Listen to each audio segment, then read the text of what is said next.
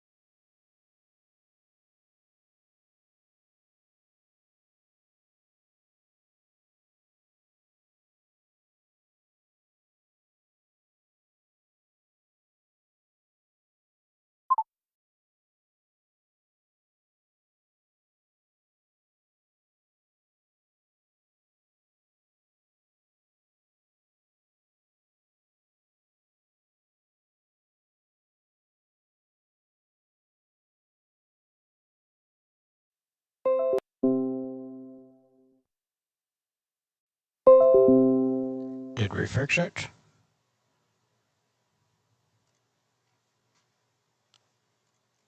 Did we fix? Yeah, there we go. Okay.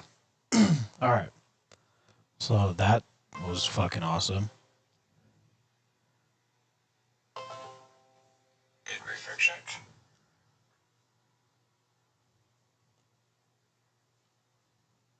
Did we fix? Yeah, there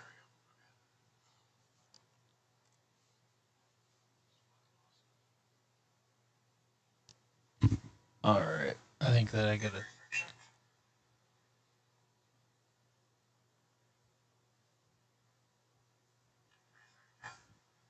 I think I have the double audio thing going on.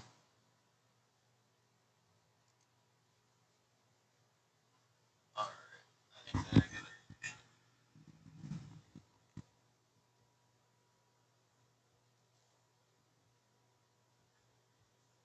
I have the double audio thing going on.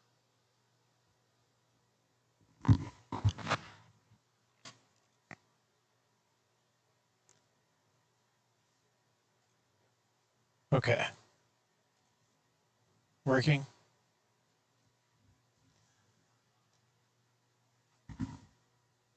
All right. So basically, what I was saying is that I wanted to come back and rewatch this a second time through an unbiased lens because I wasn't really happy at the end of CitCon.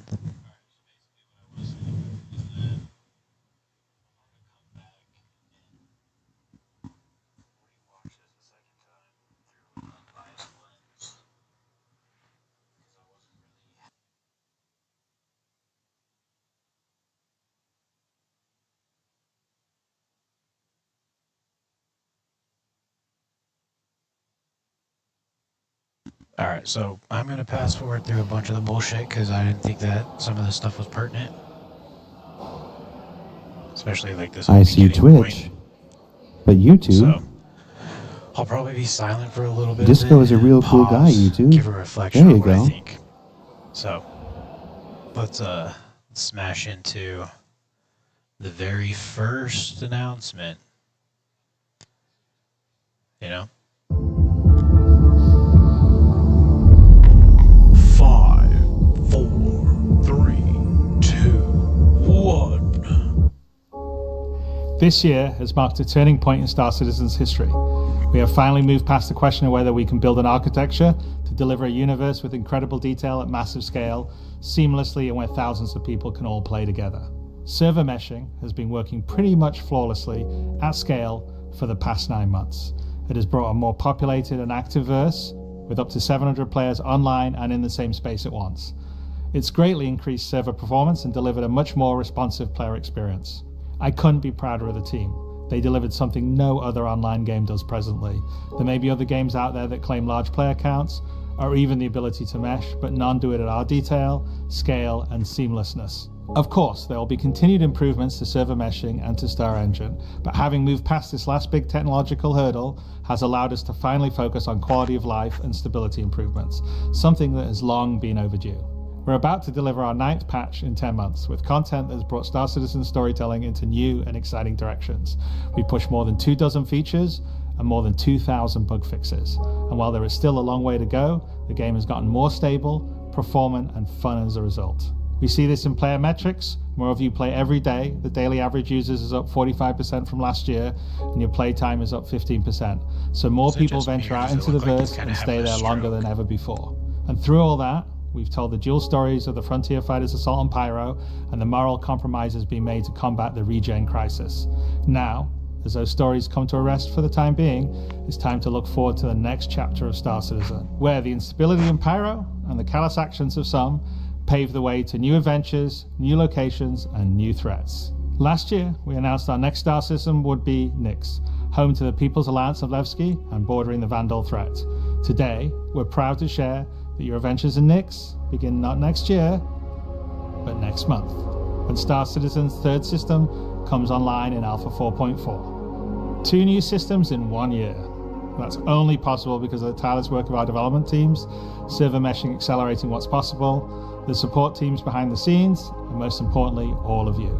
Now, I do miss that we're not all together under one roof this year, but in many ways, we're more connected than ever. Across the globe, many of you are gathering at watch parties, 9 of them with our developers in attendance, and countless others springing up in communities everywhere, and all happening simultaneously today. So even if we're separated by oceans and continents, we're bound together by the same passion for space, for discovery, and for this incredible universe we're building together. Whether you're at home or alongside your crew at a watch party, grab a drink, sit back, and let us take you inside our up-and-coming plans for the next year of Star Citizen.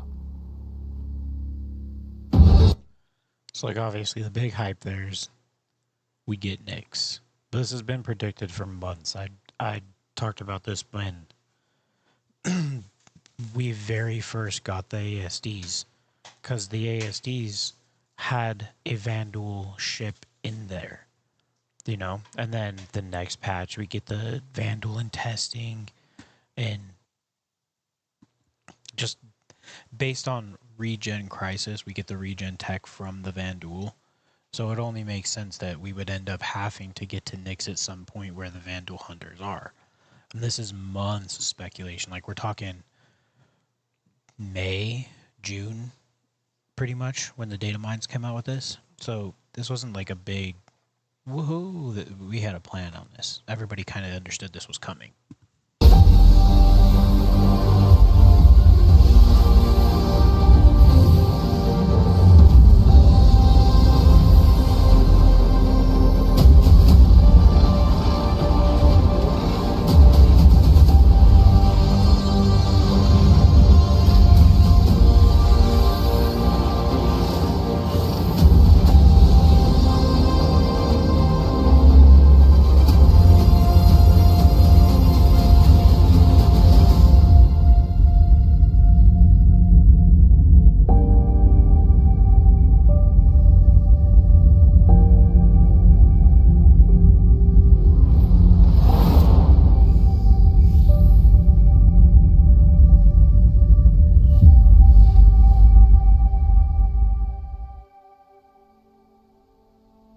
With the foundational technology now in place, the content development of the game is no longer restricted, allowing us to forge ahead with building out our first 5 star systems.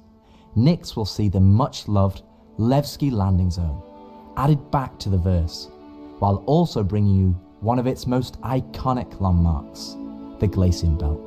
Here, you'll experience a new combined arms operation that will introduce new factions and new adventures for you to discover. With this edition of our 3rd star system, we're also going to do something that's at the heart of the entire Star Citizen experience, and that is to build it right in front of you. As we have done this year, with the addition of several major locations. This pissed me off too, because he's like, we're gonna build it right in front of you. The fuck have we been doing in Stanton for fucking almost 10 years? Like, they're all being built right in front of us. Dumb as fuck. Such as the Hathor facility or the Lazarus complex. We will continue to unveil new Nyx content throughout the year. It's a slightly different approach to how we deliver Pyro, but we feel this gets the content into your hands sooner and shows our intent as we continue our march towards 1.0. I'm so incredibly proud of the work our teams have done and are continuing to do, and we're excited to have you on this next step of our journey. And as with any journey in Star Citizen, that begins with a little story.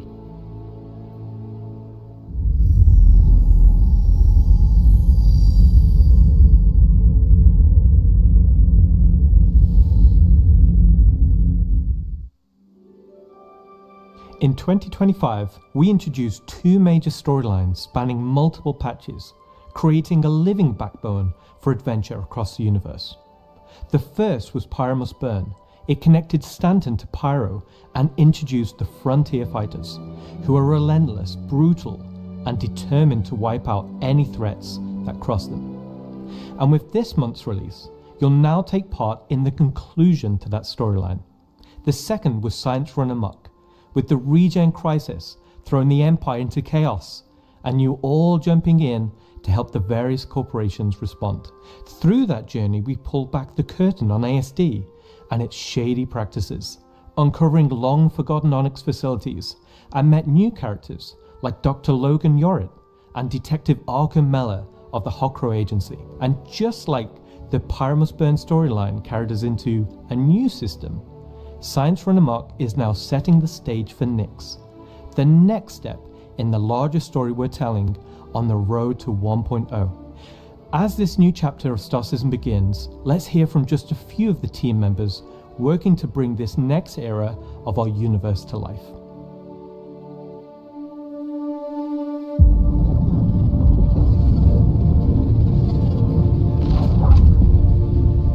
When the Nyx system was first discovered, the United Empire of Earth, the UE, came out and did scans and kind of found out that the system wasn't really worth settling. The planets were too hard to terraform, the resources were too tough to get, so they opened it up. And one company saw opportunity where the UE didn't, QV Planet Services. And so they expanded into the system and tried to mine as much as they could, making a very slim margin by the sheer quantity of resources they were pulling out.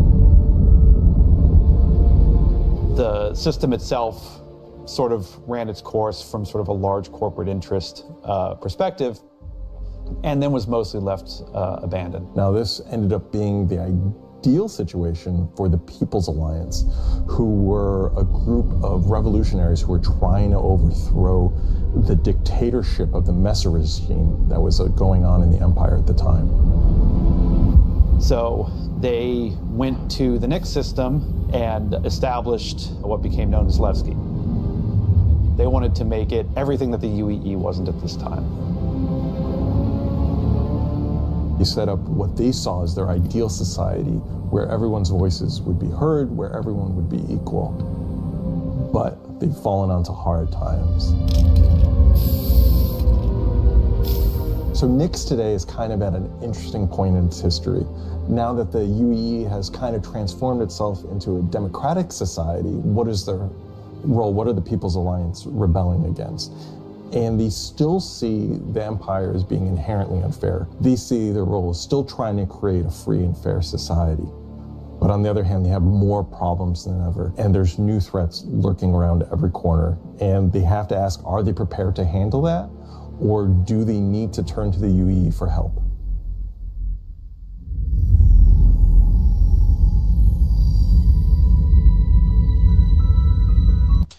So they are really good at spinning a yarn. Like they could make a lore story sound super enticing. But at the end of the day, what the fuck does it mean? What does any of that mean? Making a star system is you approach it from kind of two angles in a weird way. What is this system bringing to the gallery? How does this new system plug into it, and what does it bring to the table from a sort of a flavor experience? We want to make sure that whatever it's bringing to the company is unique and has some flair to it. So the Nix system is a remote system where people want to go and live free outside of the pressure and influence of the UEE. It's a remote and rugged system with a lot of hostility coming from the ever-present threat of Vanduul. It's kind of like a frontier-esque thing. It's not lawless like Pyro, it's just kind of out there. Pyro's more like a Mad Max wasteland, and Nix is more like Silverado or like Deadwood, right? It's kind of like a smaller scope. The emptiness and the loneliness is the defining factor. You're still going to find gangs, you're still going to find hostile presences, but it's where people go if they want to live off the grid. The People's Alliance is the main peacekeeping force in Nix. They were unhappy with the direction that the Empire was going under the Messers. They got out. They said, we're just going to start from scratch, build our own society, but build it the way that we think it needs to be built. They're not perfect. They're just people, but they're doing their best. They want to help keep Nix safe and make it prosper. They are trying to do the best that they can, but are faced with the realities of dealing with people, which is tricky. The Pyro Star is quite a warm star. Stanton Star is quite neutral. And the Nix is a little bit cooler. The system has its star, and it has this dark, really, really dense gas sort of nebulous cloud. And it has points of light scattered around it, and those points of light in this gas cloud is really, really hazy. So because Nix is bordering Vanduul space, it was important that we have a gap in the Nix gas cloud where you could sort of just, in between the clouds, see a piece of the Vanduul space. I like the nebulas. It feels so close that it's even like protruding some red light. You can definitely tell the they're level advancing designers in are their using it as an actual space. visual indicator of where to place more Whole dangerous ambience of POIs. So if you point your ship in the system direction of it, you should really find, unique. as we build it out, that you will be in more and more danger. And I think that's really cool. To give more atmosphere, I was testing out adding some sort of space snowflakes, essentially. So when you look towards the sun, you can sort of see that sort of like sparkle. But then when you look away from the sun, you'll see the reflections, sort of like little glints of light. For the jump points in Nix, we'll have 2 on this release. We'll have one from Pyro to Nix and one from Stanton to Nix. It should be going from Nix to Castra, but we're essentially bypassing Castra temporarily. Hey, we want to make sure you can get there any way you want. Galatian Belt is a huge asteroid belt that is in sort of the middle of the system. I don't mind them making the jump points. That's just gaming it, and they need to do more gamifying of the game. Galatian Belt is a combination of a bunch of technologies that we already had. The asteroid fields we use for planetary rings and the gas clouds, and it's combining them to make something completely new that we've just not seen before. It's full of resources that are still left unharvested because it's kind of a tricky spot for mining. It's not the easiest place to go, but that means that there's still a lot of opportunity for independent miners to go out there. So the rocks in Nyx are a bit more sharp, like sorts of like icy look, rocky, cliff-like, very different from those in the Pyro and the Stenton. One of the big differences too is all of that extra added movement that just adds a little bit of extra flair. It's also a good hiding spot for people who are trying to elude capture, maybe set up ambushes, that type of stuff. I always feel way more interesting flying in those spaces than just, through empty void. And as we build out the glacier build over the next year, lots of places to put new content. That is one thing, is it's vast, it's open. They can do a lot of stuff with those asteroids. Is a very large asteroid in the Glacian belt that QV Planet Services had built a mining base on that got taken over by the People's Alliance and renamed Levski.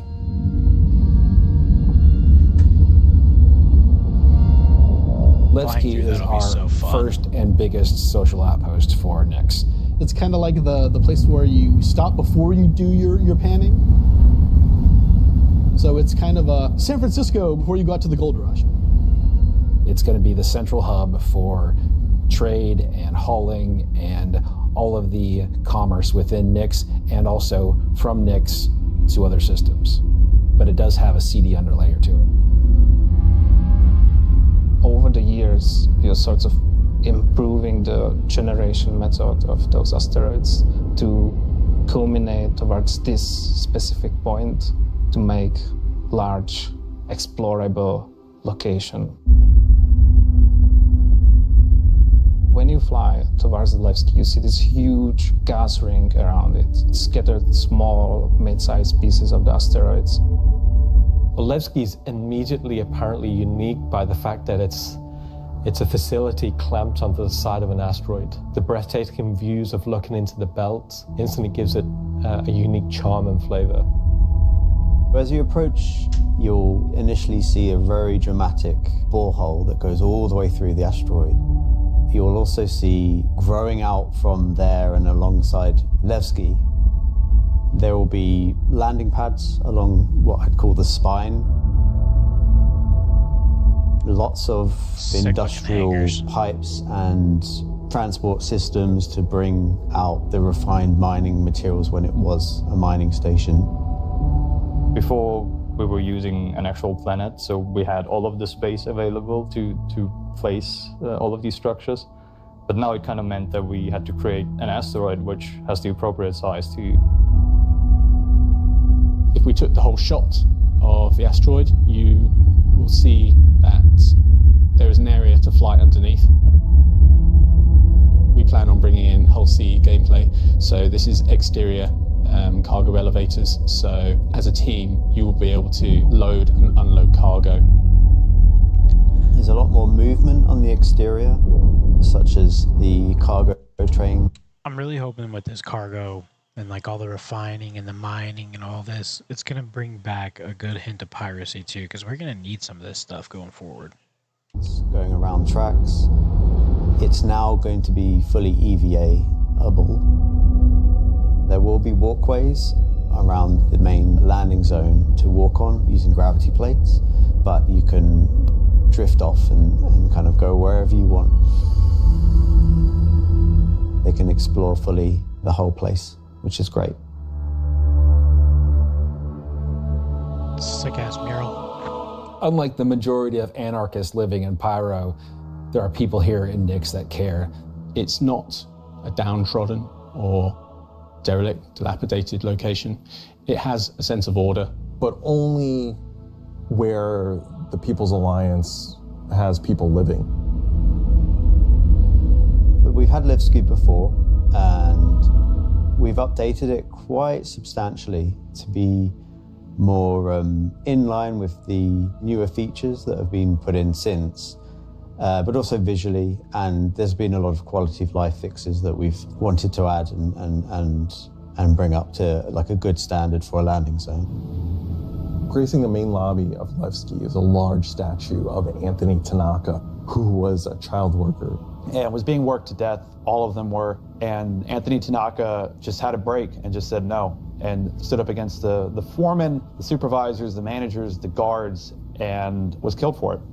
And so he became a sort of a figurehead. And kind of was one of the linchpin moments in seeing the fall of the Messer regime. More yarns they're spinning.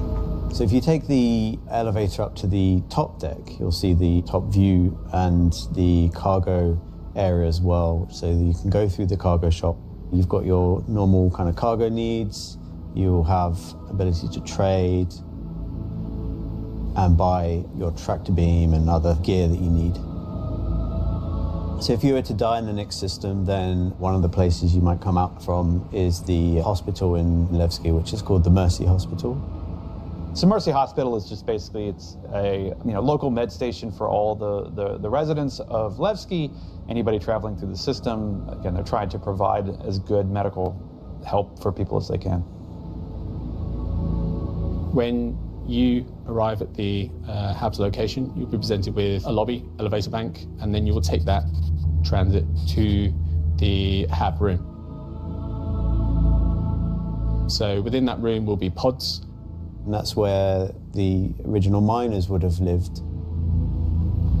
They're not the nicest, and they're a bit messy, but they're a home for people in Levski.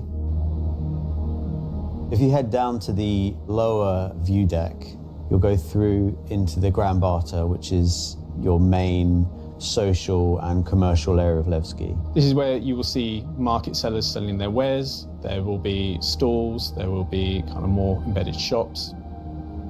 And that includes things like Corderies, which is your armor shop, and also conscientious objects, which is for weapons.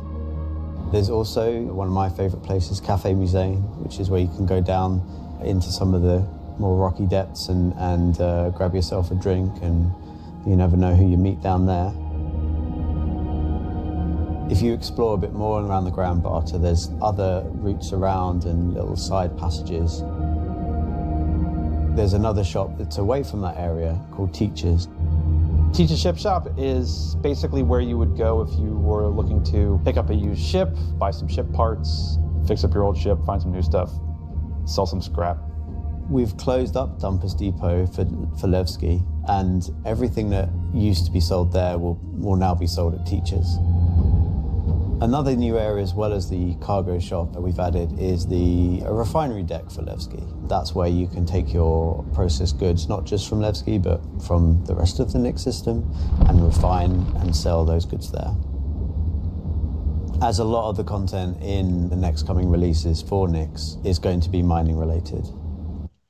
Very visually appealing. So it's super important that Levski is a really nice hub for mining type of gameplay.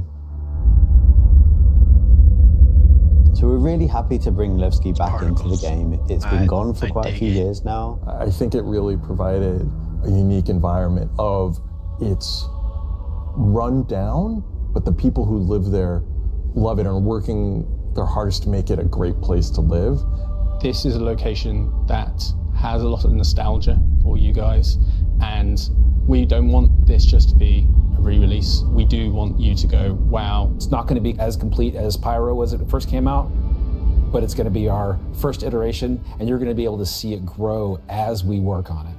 Like with everything, we're always learning and improving and finding new ways. I mean, is there anything more Star Citizen than just building the system while the players watch us build it around them? It's going to add a nice dynamic to Stanton and be a much more calming of, style system than Pyro. The people that would have played it before are going to love to see this come back, and the people that haven't seen it before, it's going to be a great new location. This is the first time that I'm going to be able to touch stuff and kind of bring my own content to the game, and that's really exciting to me. Levski coming back into the game is a huge milestone personally for me. So I worked on the original quite some time ago, so seeing it come back and updated and improved and better is fantastic.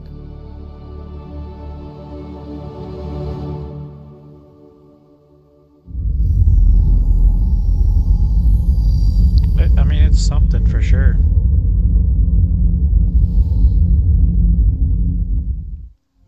So we've talked about Levski, we've talked about the Glacian Belt, but you're probably asking yourself, what's the new gameplay activity we're going to be doing? So let's find out.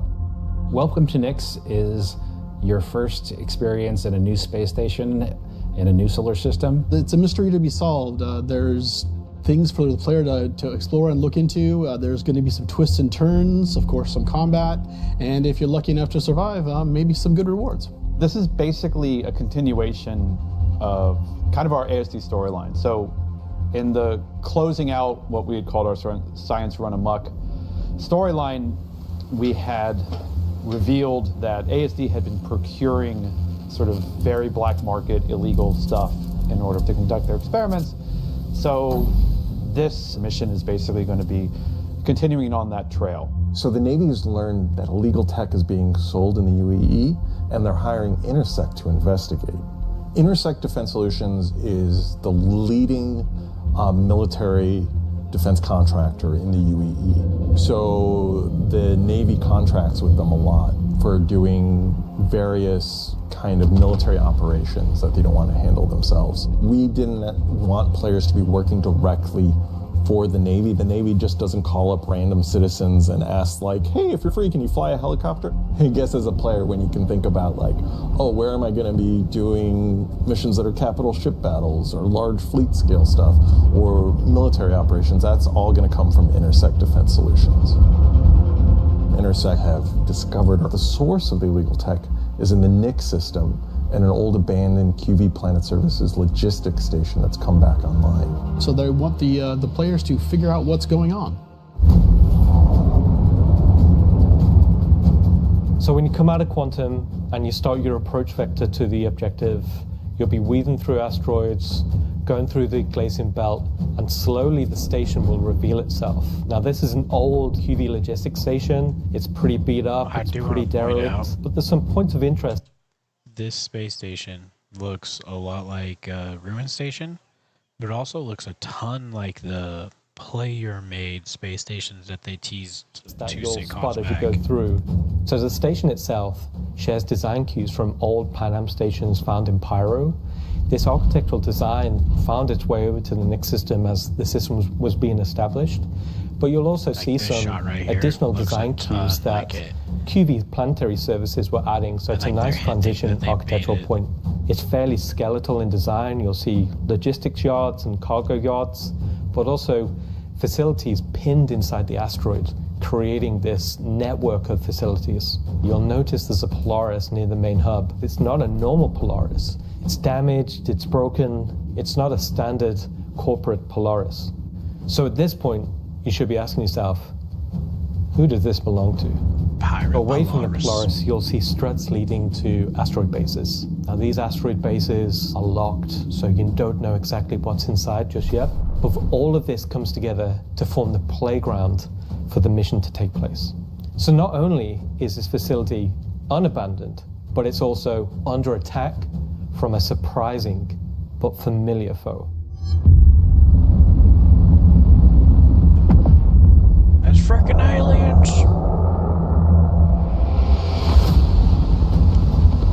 Stinger is badass though. That's probably like the highlight of this is the Stinger.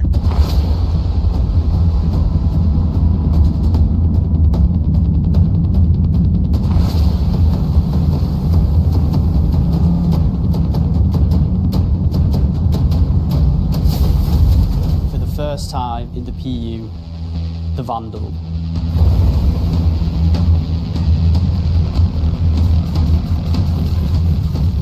So the Vandal are a nomadic, very, very, very violent spacefaring race. They've been striking out against outposts and such in the Nyx system. They don't really know what they want, don't know why they're doing it, but it seems like whoever's running the station is really pissed them off. Vandal raiding parties have been arriving in the system, and they're unaffiliated to any clan. There's small groups coming in and picking at them.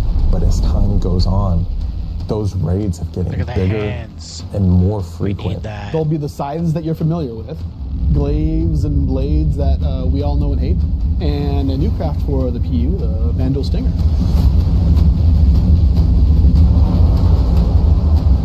You will be contacted by some civilians on arrival asking you for help. So at this point, you have a choice. You can either bug out, mission over, or join the fight.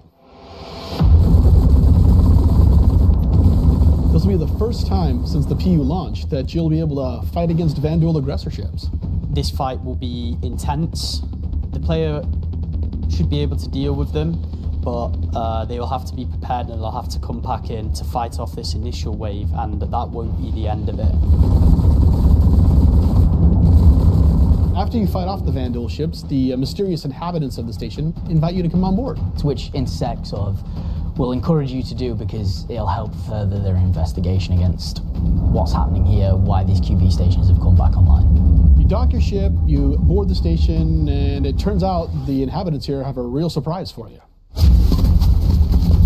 First look at the armor. They will be immediately ambushed. These guys are not your friends. Of course, it's not going to be easy because the people that are inhabiting the station are going to fight you every step of the way. The fight will be challenging, but this definitely will be the warm-up phase of this mission. This will be the players getting a sense of what exactly is going on there, who these new people are. They'll be in unfamiliar armor. They'll be wielding unfamiliar weapons. And we want you to get a sense that you are in a new place, in a new territory, fighting a new faction. So after you survive this initial ambush, you get back in touch with Intersect, and obviously the question is, who are these people? Why are they attacking? Why are the Vanduul attacking them? At this point, there's more going on here than anyone thought. The directive from Intersect is to explore the station and collect as much information as you possibly can. Along the way, you're going to get to explore some new areas. It's not just the space station. There's the disabled capital ship. There's asteroid bases nearby with obvious installations there, like other forces that Vanduul have been attacking. There's a debris field. Explore the locations in any order you want and try to find out who these people are and why the Vanduul are after them. You'll find new clues. You'll find ways to solve the puzzle of what's going on at the space station and find out what kind of loot they have for you now that you beat them. It literally just sounds like CZs and Nicks. And everybody's favorite mission giver now. And of course, this is a legally open station, so anything you find is yours to keep and sell, maybe even give to Wicklow. This isn't just a one-time event, this is a permanent sort of mission that we're going to be adding to the game. You can go back and repeat this mission and find ways to do it even better, even faster. There'll be a different story and different flavor. Obviously, we can't have the same thing happen every time. There'll be other missions that Intersect will offer to you based on the evidence that you found. Now you know the real story, and you can start digging and giving more information to Intersect along the way.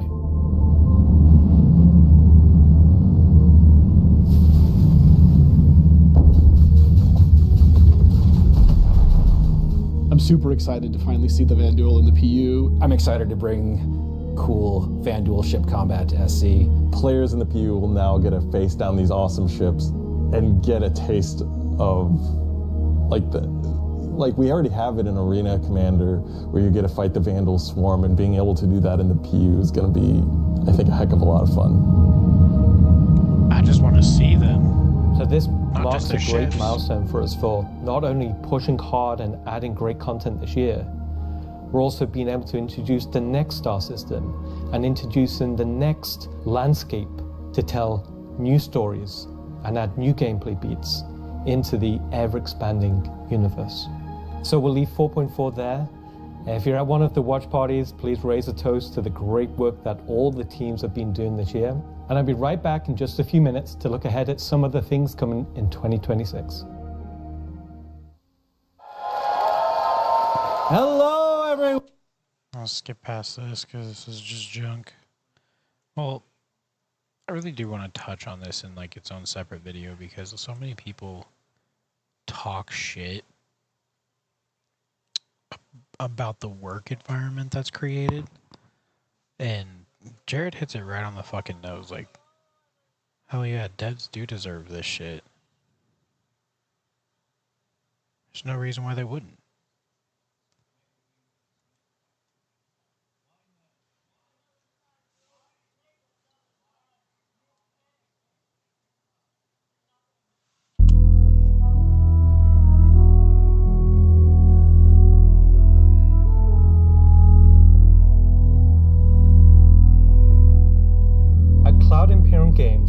We believe art inspires the best technology, and through the development of that technology, it pushes us to create even better art. When Genesis comes to the persistent universe starting next year, it will change how you experience every world, and not just in the building of the new planets for the Nyx system. We will also go back through Stanton and Pyro and reimagine them through the lens of our technology. Previously, and more traditionally, we'd create slices of biomes, like deserts or forests. This approach moved us forwards and got us this far, but solving the scale was always tricky. And for Star Citizen, we like to do scale on another level. Issues like seeing tiling from our height maps from high altitude, or the unpredictable blending when two biomes connected, were common. But ultimately, things just never felt right. Our worlds were gorgeous, but to us, they still sometimes felt like interpretations. Now, this was a super hard problem, which we needed to solve at the scale the Star Citizen requires. We challenged ourselves to emulate nature in the most believable way, and not just on a planetary scale, but to our level of detail. So essentially, by what they're doing, they're going to be able to create systems and planets with Genesis. 10 times we've speed. made a complete paradigm shift to how This we is do all things. procedural. It's all based on data Biomes sets. are now created based on the physical data sets, with the assets being spawned whenever and wherever the correct criteria is found. So when you see a forest or a meadow, it's no longer because an artist painstakingly crafted it there. It's now because it simply wants to be there. It fits inside our rules. Genesis also ties into our other gameplay systems. Our new planets are built from the information we create for our different datasets, like height maps, humidity, temperature, soil type, soil amounts, geology erosion data, to name but a few. This means you can now tell where to find valuable minerals as the geology looks like it would be suitable for it.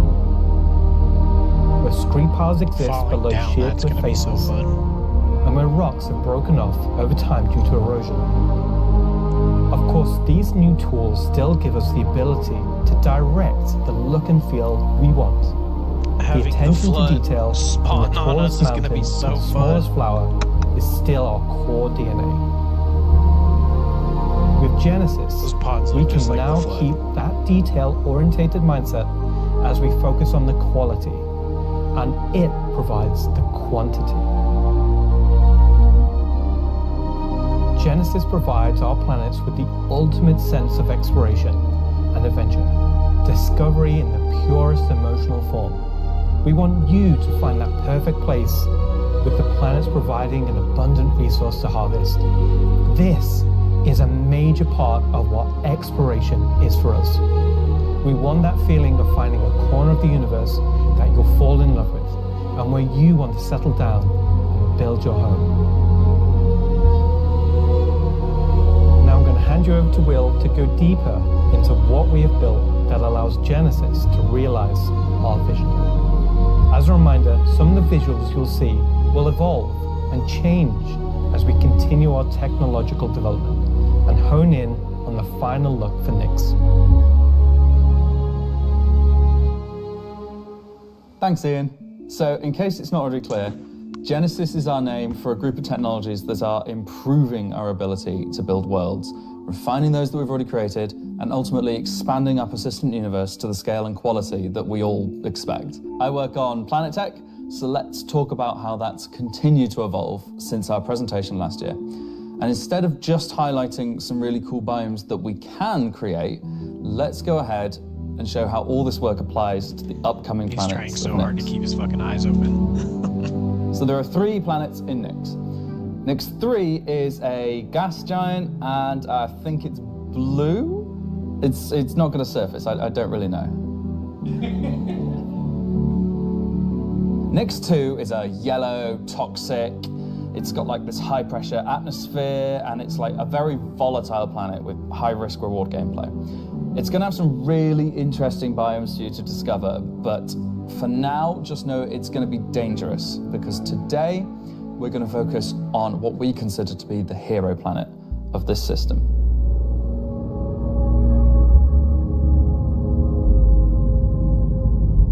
Nyx 1 has got a rugged, remote beauty. It's got a diverse set of biomes, from weathered rocky mountain ranges to vast sweeping forests and grasslands, and from damp expansive wetlands to claustrophobic festering swamps. These core biome concepts give us a fantastic platform to hone our technology, in some cases because the current tech couldn't do them at all, or because we want to completely step up our game for them. So, let's approach this planet in much the same way that you, the player, will, from orbit. The orbit appearance of the planets going forward is far more tied to what is present on the surface. Previously, we had different data that drove the orbital and ground colouring. That's because the orbit was designed to look like vegetation that we'd place on the surface, and the ground colouring was trying to be a mix of soil, rock, and the organic compound colouring that forms the kind of colours there. Now we author much more of the data in a unified way. When you look at Earth, you see blues and greens for ocean and vegetation, and brown or yellowy tones for sand and soil. We wanted to keep it as simple as that. The same set of textures and data that define the colour of the soil, sand and rock on the ground are used to create the orbital look. We then assess the presence of vegetation and competition between different species on each part of the planet, and use that to blend in tones of green, including variations due to species health and the current season. This creates a far more complete image and allows you to identify features, geologies, and potential points of interest all the way from space. Let's go down to the surface and start with something closer to what you're used to, but in a whole new light.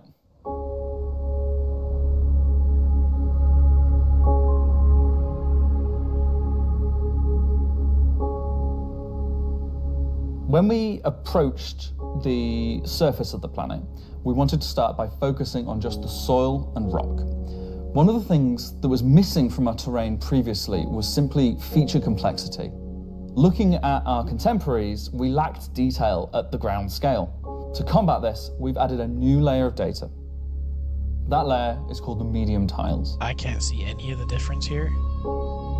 These are intelligently placed on top of the existing 4 kilometer terrain tiles based on slope, soil type, and other erosion data. And these medium tiles don't just create height changes, they also bring in local erosion data both for soil and bedrock size values. And this gives us a whole new level of terrain detail, of scale, and allows us to create far more unique locations across the planet. So now that we've nailed the surface, let's have a look at adding some rocks. We've now got 2 major contributors to the rock content of our planets. Firstly, long desired feature, cliffs. We are adding large scale, varied detail to all our cliffs based on the geology at a given location. This adds an exciting new dimension to steep slopes that we simply couldn't get before. Still lots of texture pop in that I'm seeing. The second is a big one for you ground vehicle enthusiasts. Rocks are now found not scattered everywhere, like spilt popcorn at the cinema, but only in places you'd expect to find them, thanks to a brand new rock scattering algorithm that isn't annoying as hell. Using physical data generated for each large and medium tile, now rock distribution makes sense and has a physical basis. So if you're still crashing into them after this comes out, that's on you. The rock assets themselves have had a glow up too.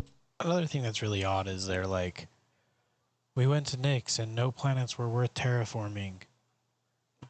What the fuck do they call this planet, dude? This shit has life on it already. It's plants. Like, clearly there's production of at least the base necessities for life. And we couldn't terraform it to this point? We now create rock sets related to a particular geology that look like they originated from the same source. And this ties into how we'll be distributing minables in much more interesting ways too. That grass is crazy. So now that our base terrain and rock scattering looks good, let's add some vegetations and explore some additional biomes.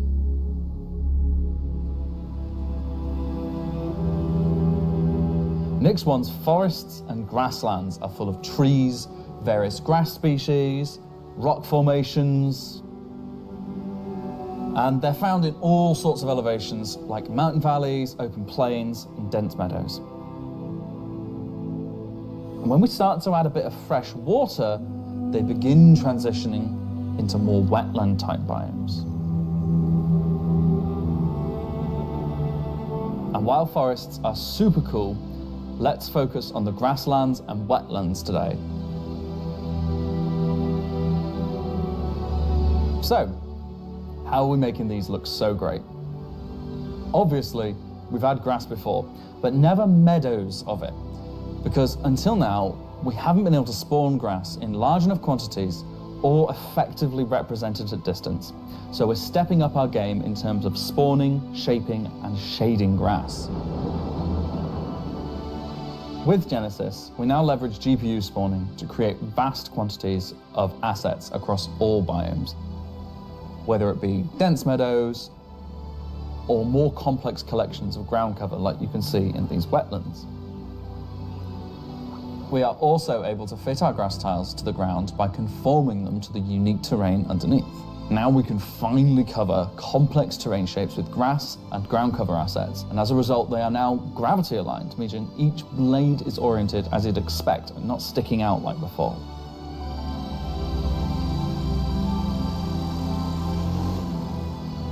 Next, let's take a look at how we light our grass. Now, as in real life, the shading of a grass blade, or indeed a whole field of grass, is lit very differently to like a flat surface. We now use a solution that shades meadows of grass far more like fur or hair. And this, if you think about it, makes sense. At a distance, a field of grass is far more like a carpet or cloth than a flat surface. This improves how our grass looks from a near perspective, as well as bringing us nicely into how we're solving the distant representation of grass. So, let's talk about the distance problem. One of our biggest achievements with Genesis is allowing us to build beautiful biomes out of flora and geology assets like a building set.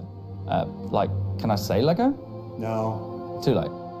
But in the past, this broke down very quickly when objects simply disappeared when viewing the same biome from 10, 20, 100 kilometers away. Because we don't hide planetary transitions and allow you to view complex regions from very large distances, there are almost infinite perspectives from which you can see a location in Star Citizen. So, how can we afford to evaluate complex spawning logic at runtime for the entire swathes of the planet? Enter the virtual terrain. Virtual terrain, or VT for short, is how we now cache and represent our terrain at varying scales. This has been the enabler for all of the lovely advances in terrain complexity and asset spawning we've shown so far. And it's all... So, if you don't understand what you're looking at, basically, these numbers are representing how many tiles of texture they're generating there. So, or rather, it's the size of the tile. So these are 127 pixel tiles. So every 127 pixels, there's a tile. Every 226 pixels, there's a tile.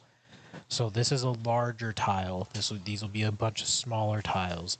The lower the number, the larger density of tiles that you're going to be rendering.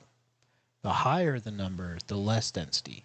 So as they're going across, how that's we now evaluate and represent vegetation from a distance. When creating the VT for each part of the terrain, we assess if vegetation has covered the ground, and if so, what shading should be applied. For all of our biomes, we're now able to use the same shading model for the distant representation as the close-up asset, whether that's our lovely rolling hills, some more dramatic rockscapes, those muggy wetlands, or even are festering swamps. So yeah, we didn't forget about the swamps, and they're coming to Nyx 1 as well. Built using the lessons learned and all the technologies we've developed, these swamps now spring into existence from the planetary data.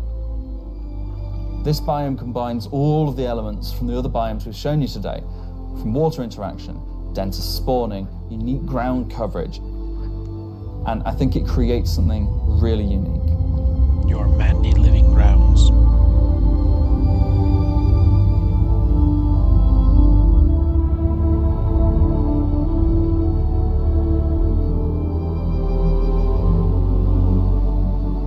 Anyway, that's our update on the Planet Tech portion of Genesis and how we're using it right now to sculpt the identity of Nyx 1. And I hope you're as excited as we are to explore this and everything we haven't shared yet next year.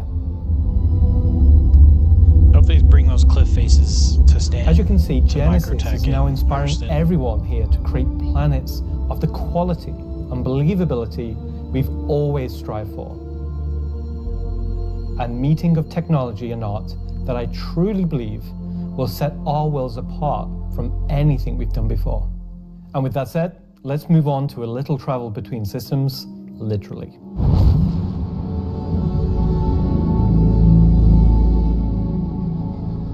Up until now, our mission system has been specific to the star system you're in, meaning a Stanton mission has to take place in the Stanton system, and a Pyro mission has to take place there. We've never been able to link these together, but with the introduction of our third star system, it's time for this to change. And that begins with the introduction of interstellar cargo. What are you talking about today? System-to-system hauling missions. Hauling is back. Jordan said hauling was gone. He doesn't even play the game? These are exactly what they say on the tin. Missions where you're going to start in, say, Stanton and end in Nyx, taking various volumes of cargo between the stations. So there'll be high volumes of cargo that kind of fulfill the purpose for the Hull C and the other series of Hull ships. And there'll be a few sort of more direct routes. So you might pick up some cargo from Ruin Station in Pyro and go through the jump point to Stanton and drop it off there at one of the Elios. So if you've never sort of experienced the jump point or going through it, these missions will require you to. They're no way limited. You can do them in any sort of ship you want, any size of ship. I'll be doing them in my Drake cutter myself, between Stanton and Nyx. Just a Drake cutter? I've got a few ships, but the Drake cutter is really cute, so.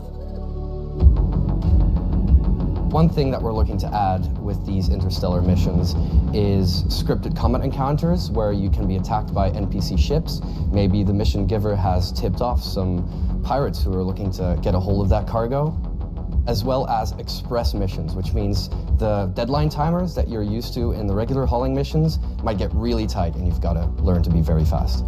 All of the love and care that has gone into hauling missions so far, with the logistical network and making sure they make sense within the themes of the systems, just as much love has gone into the interstellar missions we're making now. None of that interests me, unless it At the start of the show, we said we was going to build out the Nyx system right in front of you after 4.4 launches next month, and why we want to keep as much of what we're doing behind closed doors so you can discover it for yourself, in-game and on your own. We still are excited to share with you a brief look at one of our up-and-coming locations we're calling Rockcracker.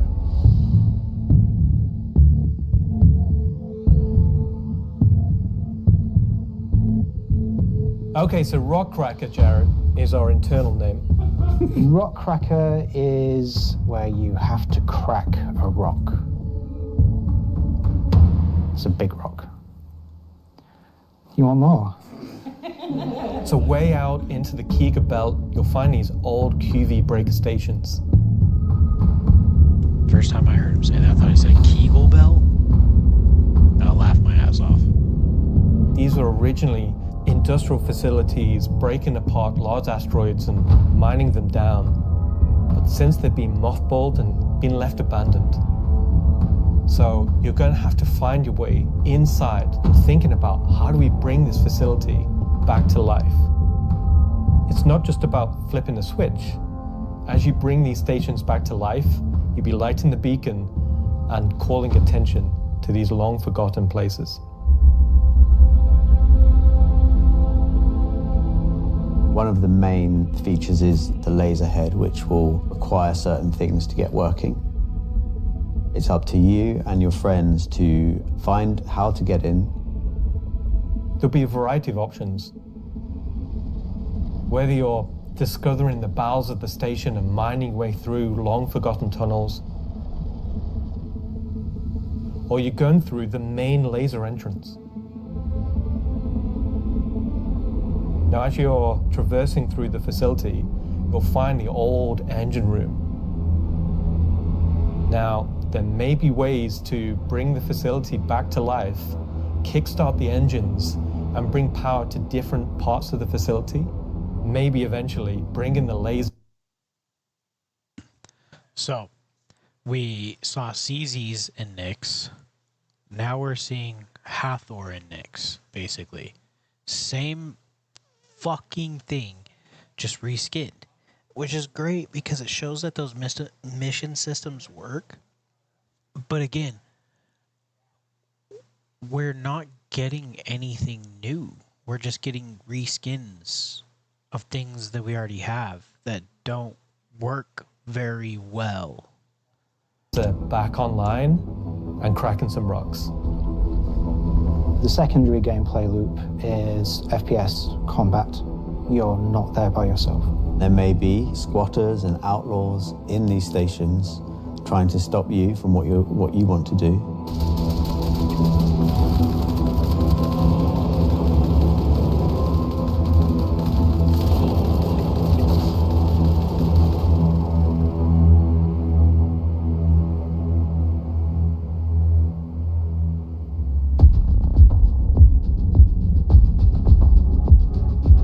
So you've found these old facilities, you've brought them back to life. You've systematically brought power to various functions of the facility. You've activated the laser. You've fired the laser. You've broken apart the rock. And then you'll be able to fly your ship inside and see what's there. And go mining for a rare mineral that only spawns in these giant asteroids. Yeah. Sound familiar? You just get into your ship and fly in and start searching around and trying to find the pieces that you want to mine.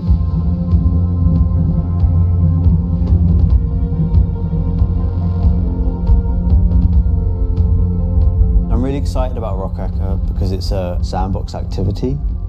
You can kind of go to these whenever you want to.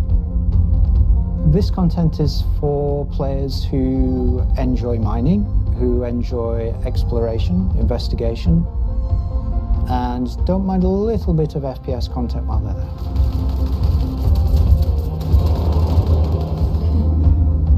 It will be a very new experience compared to any other asteroids, because this one, kind of like Alan and mine, will crack open and show its secret. And one presumes you can make a decent amount of scratch an asteroid that's big enough you fly your spaceship into it. It wouldn't be worth doing if you couldn't make a good amount of coin. Yeah. Making promises for the econ team. Yeah. They've got to balance it. It's for people who want a lot of minerals.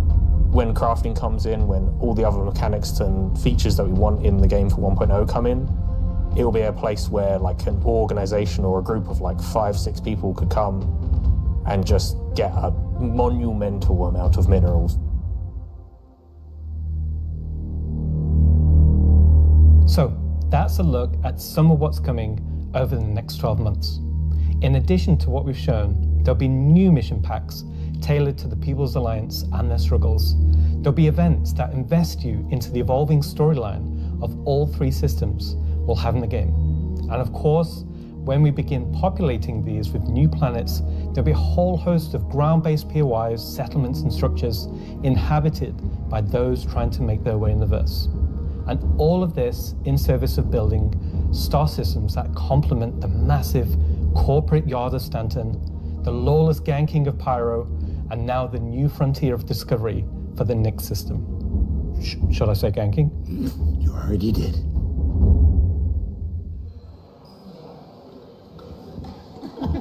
Good job, everyone.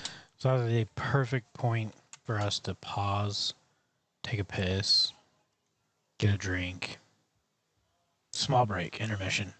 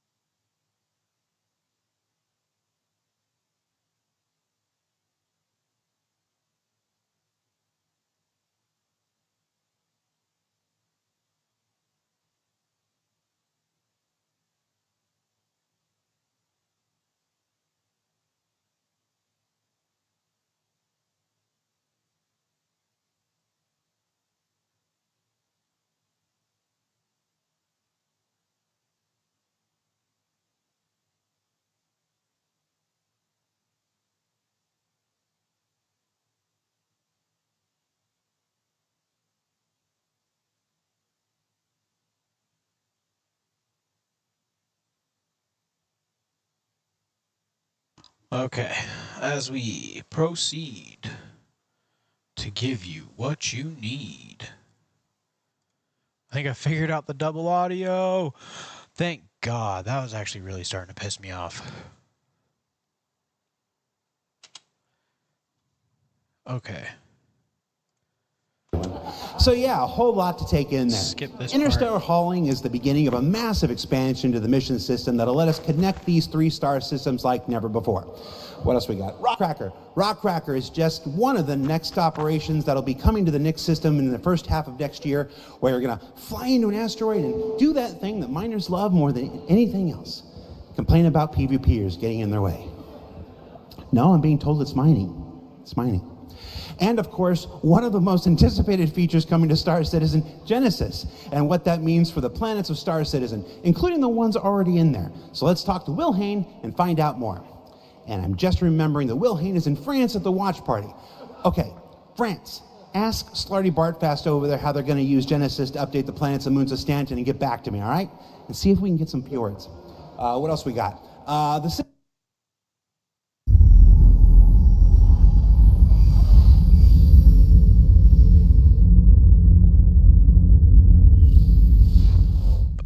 To be fair, that's actually... The last year has been pretty hectic in terms of vehicle deliveries. I think we've delivered the most we've ever done in a 12-month period. And we've covered all the way from tiny little snubs all the way up to capital ships. We've kind of filled out a few little gaps. We've introduced some new ships by some old manufacturers.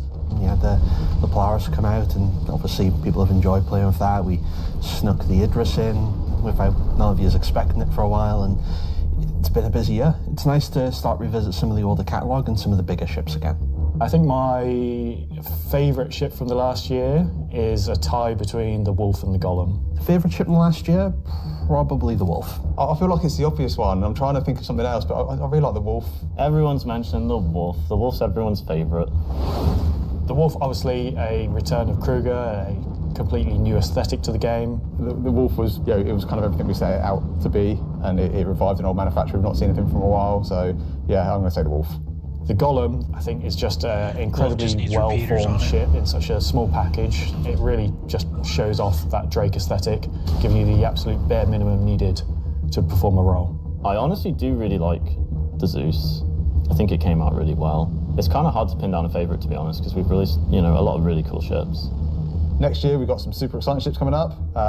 We're ticking off a few big ones, which is good. We're going to see, again, maybe some ships from some manufacturers that don't have that many in their lineup. There's a few big challenging ones starting, so they're good. A breadth of ships, should we say. The 3 new ships we're going to introduce today all tie in some way to the primary factions fighting over the Nix system. We'll start with the People's Alliance and Anvil Aerospace. Anvil is a very military-based brand. It's been a brand that's in Star Citizen for a long time, fighting for lots of military contracts and lore, often up against Aegis, and to the point it actually beat Aegis in the past. You will be familiar with a lot of their ships' designs, such as the Hornet and Lightning. Earlier this year, we introduced the Anvil Asgard, based on the Valkyrie chassis, which is an extremely popular offering. And this year, we're bringing the concept ship we introduced last year, the Anvil Paladin, to life. The Paladin is a gunship from Anvil Aerospace, designed to support ground operations. A gunship is a ship that's designed to sustain a sustained firefight, while dealing a lot of damage, also taking damage. We don't have a lot of gunships in the game, the true dedicated gunships. They are quite a tricky archetype to control in game without being too powerful. It's designed with a lot of firepower and high armor and health, but very low maneuverability. It's multi-crew, it's just built purely for battle. It's got lots of armor, lots of guns, big guns. It's got a very similar squat kind of form to the Valkyrie. It kind of reminds me of, I guess, like a pit bull. Obviously a very menacing silhouette. It looks quite forward-weighted in its stance. It feels like it's coming towards you, even when it's just sat still. And I think that's something that helps with it feeling intimidating. If we swing round, following the ship round clockwise, what you'll then see is the first of the side turrets. If the notice the canopy, you'll see that there's a fairly thick space between where the glass is and the whole exterior. That's because it has deployable armour, which can come out and give you a little bit more cover while you're actually attacking the target head on. It's got these really nice kind of dual connected wings with the turrets out on the sides, just to try and give as much kind of range for those turrets as we can get. Which is controlled by one of the 2 remote stations underneath the bridge. If we come around to the rear, you'll see a rail. Now that rail mounts the main turret of the ship, which is controlled by the co-pilot. So you've got full 360 coverage underneath, full 360 coverage on top with it, and then the side turrets also have 360 coverage that way around and 180 out sideways. So really you have, between the turrets, pretty much 360 coverage in all directions. One of the unique things about the Paladin is all the turrets are remote and all the crew are located in this one central 2-story room. A lot of our other gunships, the crew gets scattered across the ship, but with the Paladin, you're all sat together with a nice, cool experience, so you can really feel like you're playing as a group. You've got the pilot, co-pilot up top, and you've got the gunners on. This makes me think of Power Rangers, right? Megazord. Underneath, and I think that helps with the intention of what the ship does, because you've got this really nice kind of like gunner viewpoint down, kind of giving this lower coverage. We added a glass floor just to keep the 2 connected.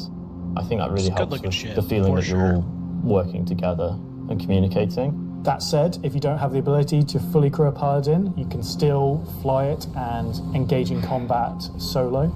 Obviously not as good as if you have a full crew, but you can't always guarantee your friends are going to be online. As a solo ship, it's pretty capable of doing a variety of missions within Star Citizen. So if you want to run this ship solo, you can take on combat missions that, say, other heavy fighters like the Scorpius or other ships such as the Drake Cutlass could do.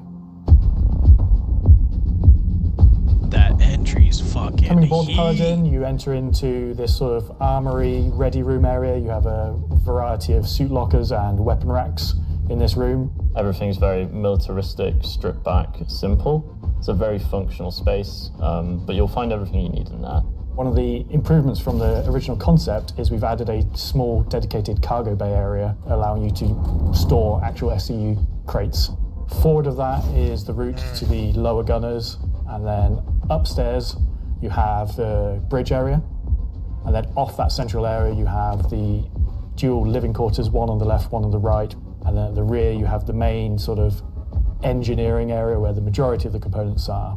Also within the upper traversal area you also have a little breakout area with seating, food machine, toilets, etc. It kind of just reminds me, Anvil doesn't really do good layouts. Like the ship could be optimized so much better to do so many more things, and they're just like, nah.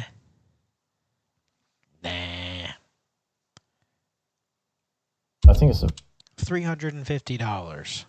very cool looking ship. I think we did a really nice job of taking what was there in the concept and adding an extra level of detail, trying to kind of push things forward. I think it hits the nail in terms of a really solid military ship. It's really complementary to some of the other ships in the Anvil lineup. So something like the Valkyrie, where you've got this big drop ship. You know, the Paladin's there just to make sure it's safe, make sure no one messes with you, and just basically scare people away. The thing I like most, I think, about the Paladin is that it's very clearly got a crew of 4, and they all kind of work and operate under the same conditions. You know, the pilot, co-pilot, and the 2 gunners, they're basically all equal on the ship. There's one toilet, everyone's got the same style of bunk. When they're at work, everyone's at the front of the ship together. It's really odd to me that you called out, you like that there's one toilet for 4 people.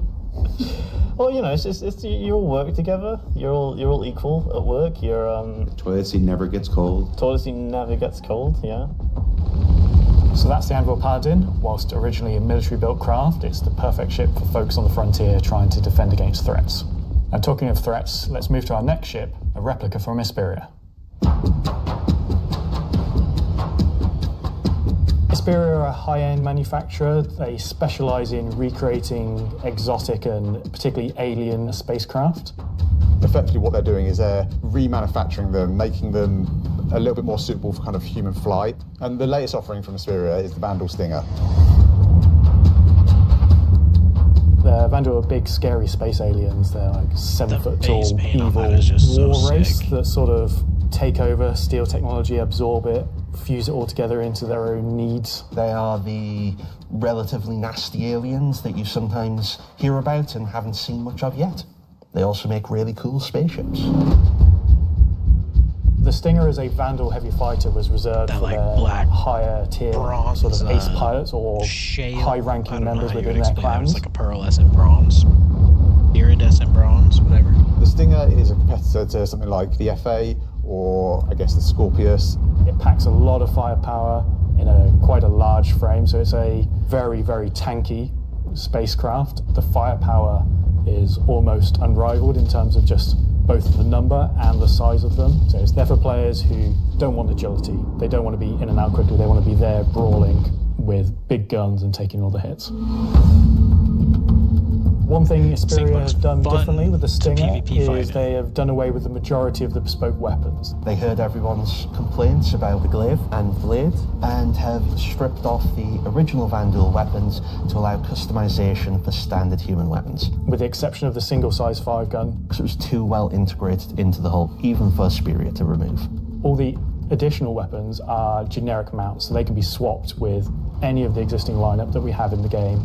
By doing this, it provides greater flexibility to the end user, and this is something Asperia wanted for the civilian market. For that one bespoke weapon, the size 5 plasma cannon, functionally it is the same as the existing size 5 plasma cannons on the Scythe and Glaive, but it is a sort of Gen 2 model and wraps it in a different aesthetic compared to those models. You'll see they're very much older Vandal styling. This is much newer Vandal styling, but underneath it is the same weapon that people have used for years. Our job as the vehicle art team on the PU was to take the Stinger from the squadron team and prepare it for life in the PU. We took an opportunity to take, this really well-established art style and, add extra details where needed. So the exterior is a real blend of these kind of hard surface, kind of rare alloyed kind of wings, and then underneath this real kind of organic structure that kind of webs all of the ship together. It connects the thrusters in, it connects all the kind of underside of the vehicle and pulls the whole ship together. You can tell it's very different from the Vandal ships that are currently in the PU. If you take, for example, the way the cockpits are constructed. Up at the front, we've got this big kind of bubble dome that gives the cockpit quite a unique shape compared to some of our other ships, and also gives the pilot a unique position within the ship and kind of gives great visibility out the front. Boarding the Stinger is a little unusual compared to other ships, obviously being alien in nature. You're going through a ramp at the rear, and it leads you kind of straight up into the belly of the ship. There's, reminds me a lot of lots of Prowler. Organic detail, rib cages, kind of strange alien forms. On entry of the cockpit, the seat kind of comes down towards you, and you kind of climb over the back of it a bit like a motorbike. You're basically riding into the cockpit. It feels very much like you're being carried inside the cockpit. Into the traditional prone flying pose that Vandal pilots use. I'm very happy with the Stinger. I think the team have done a really good job of making something that feels different, it feels alien, but it suits our lineup of ships and it suits our universe. I think the guys did a really good job of respecting the direction and vision from the original Stinger and Vandal ships in Squadron. We've tried to take a lot of inspiration from movies and other science fiction material, but I think it sits well within the Star Citizen universe. So we have the Paladin for the People's Alliance. We have the Stinger for people that really like Vandal and want to try and pretend to be them. But what about the other mysterious faction we have running around? So Gray Chowdhury got his start as he was working at a cargo center out in Odin. He started being able to get his hands on some stuff that other people couldn't, items that necessarily you couldn't find on a store shelf, but you wanted anyway. I think Gray is interested in, happy customers. Gray just sees themselves as a conduit to get these things in the hands of people who would appreciate them. And I think that his latest offering is really going to turn some heads.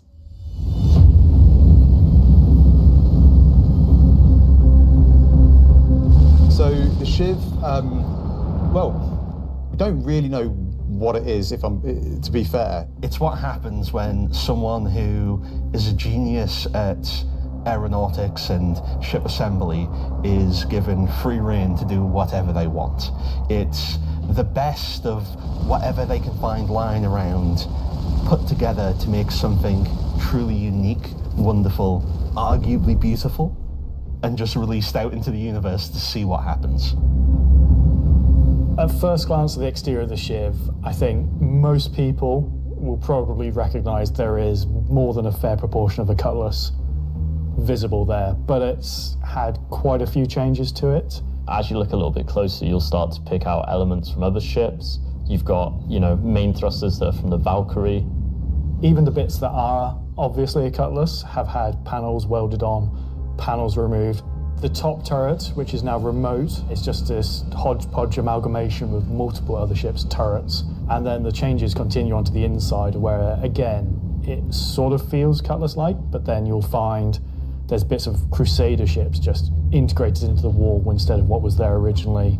It has lost its side entrance, some of its cargo capacity, but what it's gained is it's gained visually more powerful thrusters, it's gained a really kind of nice set of belly thrusters, it's upped its firepower. As ever with the refined work from Gray's Market, you can see that great care was taken to the health and safety to ensure that there's no trip hazards anywhere. There's loose cables, panels are exposed. If you look carefully, you'll notice there are tools laying around in the cockpit. It's gained a toilet. Bucket. Yeah, it's one for doing stuff and you need a second one to wash your hands. It's not an animal. It has very much taken that ethos of Drake and moved it down a level, which I think is quite an achievement. Just look at this thing. How do you even begin to describe the madness that created this? It's the Shiv.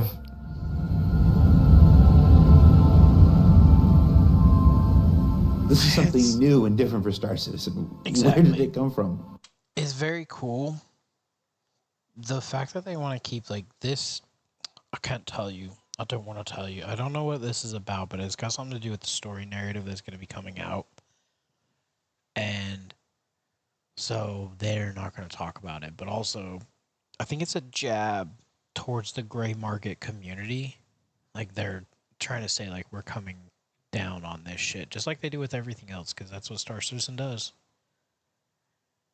They don't want others to have fun. They want it to all happen with them. But it'll be cool when you see... Fuck, dude. They need, 10 variants of ships from that guy. To, a Wicklow ship, essentially, but you get it at Gray's Market. And that'd be another... That's probably actually what it's going to be, is a turn-in system.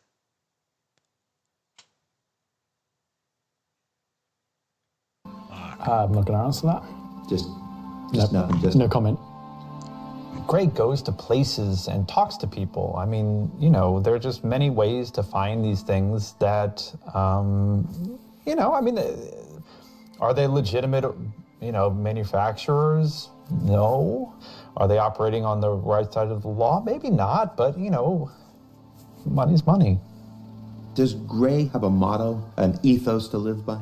It probably comes down to, don't ask where I got it, don't ask how we got it. Don't worry about it, just ask if you want it. I think the Shiv is for someone that is looking for something a bit different, a bit away from the norm, that just wants something that's unique. It's definitely for people who like a rustic aesthetic. It's a fun ship, but it's also really strong, to be honest, and it's absolutely a statement. It's cool. I'm happy with the 3 ship offerings. They are obviously very combat heavy. There's something we wouldn't normally release all at once, but honestly, all of them in a different statement, and they're all cool. As always, super excited to release these ships into the game and just see how players react and play with them. It's always fun to see the quirks and the shenanigans that people get up to with them. So that's Talking Ship for another year. So.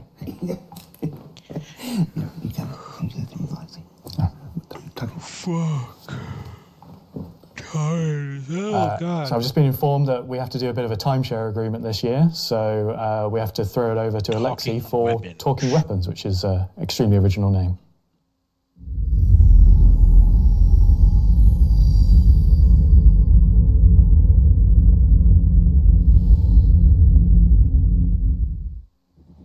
I'm talking about the new edition that came out in October. The non-weapons are essentially the weapons that does not have a manufacturer, the weapons that you can think of that were made by space pirates. Gray sells whatever he can sell. Sometimes he gets his hands on some weapons that come from unknown origins. He will sell things that just another time no to company go do in their these right mind things. would ever make.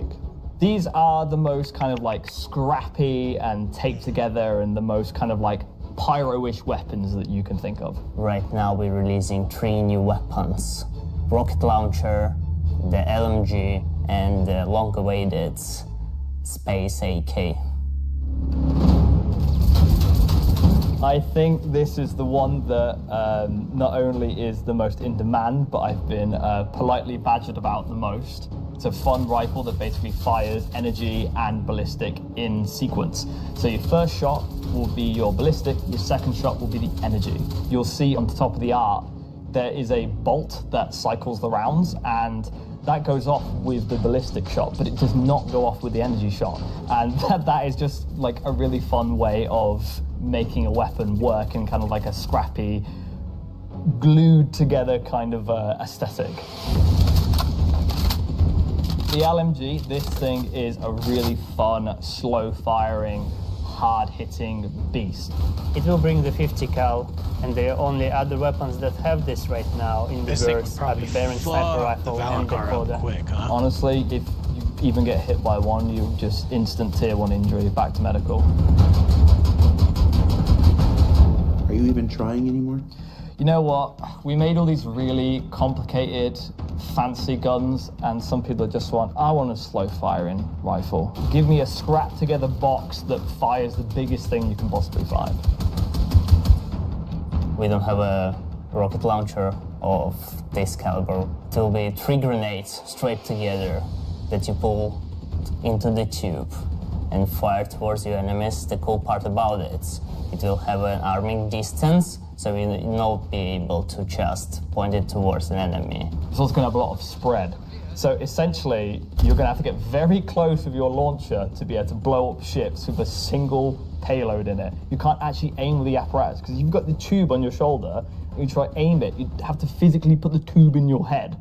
So we were like, oh, we can't have an aim apparatus for this. And then we realized, like, it's in the spirit of being a tube that you can't use the aiming apparatus, and you just kind of like, all right, I think that's the middle of the screen, I'm going to hit it. It's in the spirit of being a tube.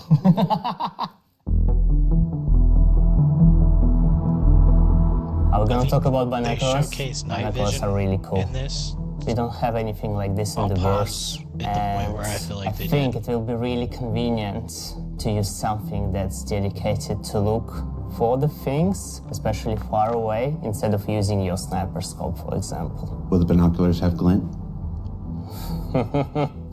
I'm not aware of this one. Probably not, because binoculars are not something that you need to be aware of. It's really funny because obviously, due to glint gate, as I beautifully internally call it, basically there was a lot of community feedback basically saying like, oh, I really like spotting people. I really like playing a spotter. And essentially I was like, oh, this community wants to be able to spot people from distances. And what can we make gadget-wise that doesn't require new features? And it was like binoculars. And I prototyped a thing which essentially was just a scope in a hand. And it worked. So we've got. See this? Got some really cool binoculars coming that allow you to spot people from. Boom! What is that? What is that? Tell me that's not night vision. Distances. We make gadget-wise that doesn't require new features, and it was like binoculars. And I prototyped a gadget. This community wants new features in a hand, and it worked. So we've got some really cool binoculars coming that allow you to spot people from distances. 100% night vision. And how much damage do the binoculars do? Depends on how you throw them. That's why you need the snake eyes.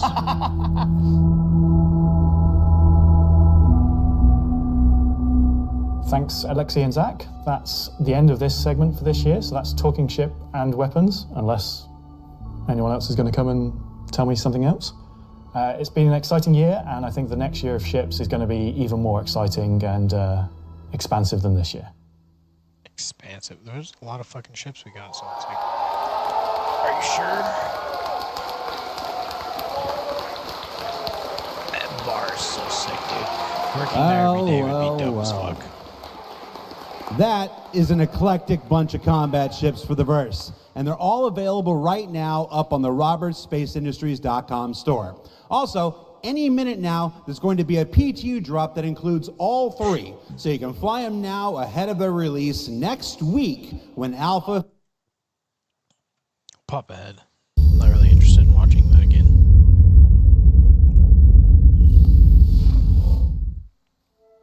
Star Citizen, at its heart, will always be an enormous sandbox experience, where you can set out to tackle the universe in whatever ways you want. But that doesn't mean we can't shape parts of the universe here and there to better suit our needs. That goes for both you and us. Let's start this part of the show with a look at how crafting is going to change everything from resource gathering, refining, and even combat when it comes online in the next few months. Alright, so I called crafting a little bit after Hawthorne came out. You have these bins that look a lot like this. They're much smaller. Basically look like a workbench, like it was their prototype version.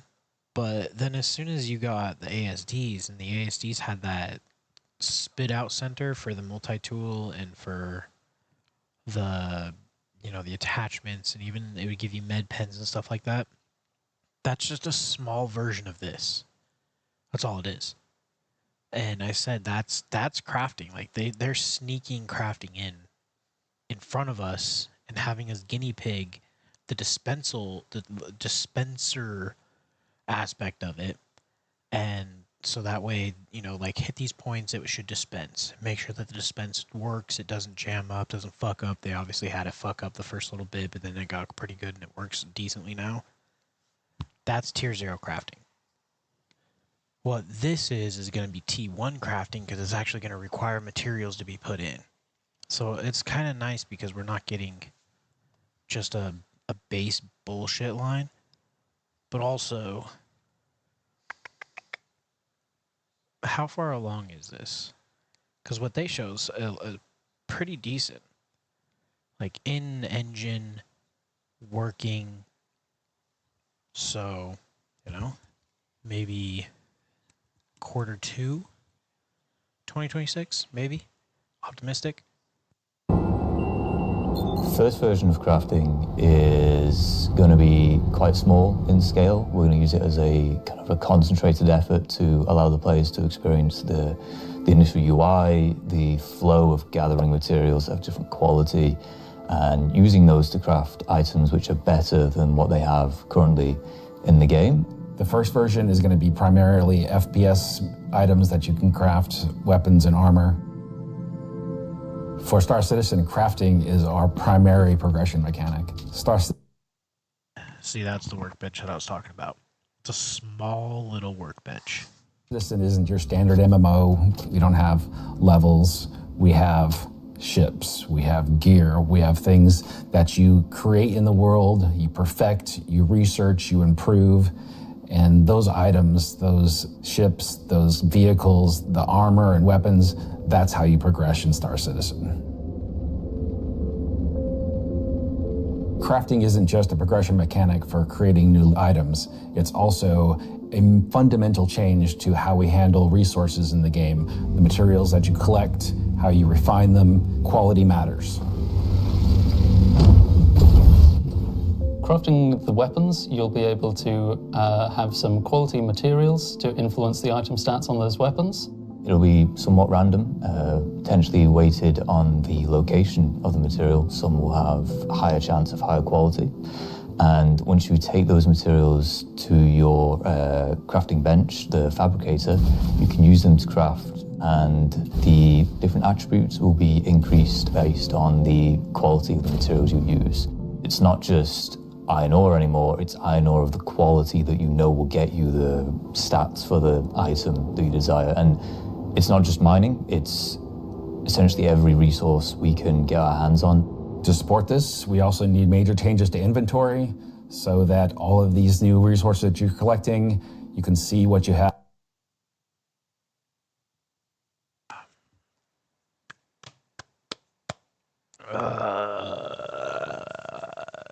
Jesus Christ, what do I say?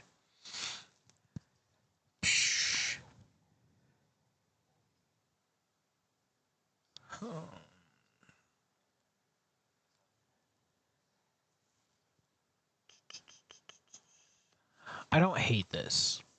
I don't hate this. I think that some of those bubbles are kind of fucking lame. But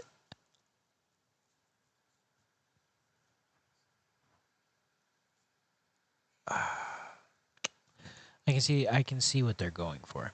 I could definitely see what they're going for. Like, just get a feel for the idea, like drag. See that? So now what? You lost the multi-tool slot for the pistol, but he's got a multi-tool right here. But where do we equip? See, this is stuff that you're gonna have to click this tab to swap over.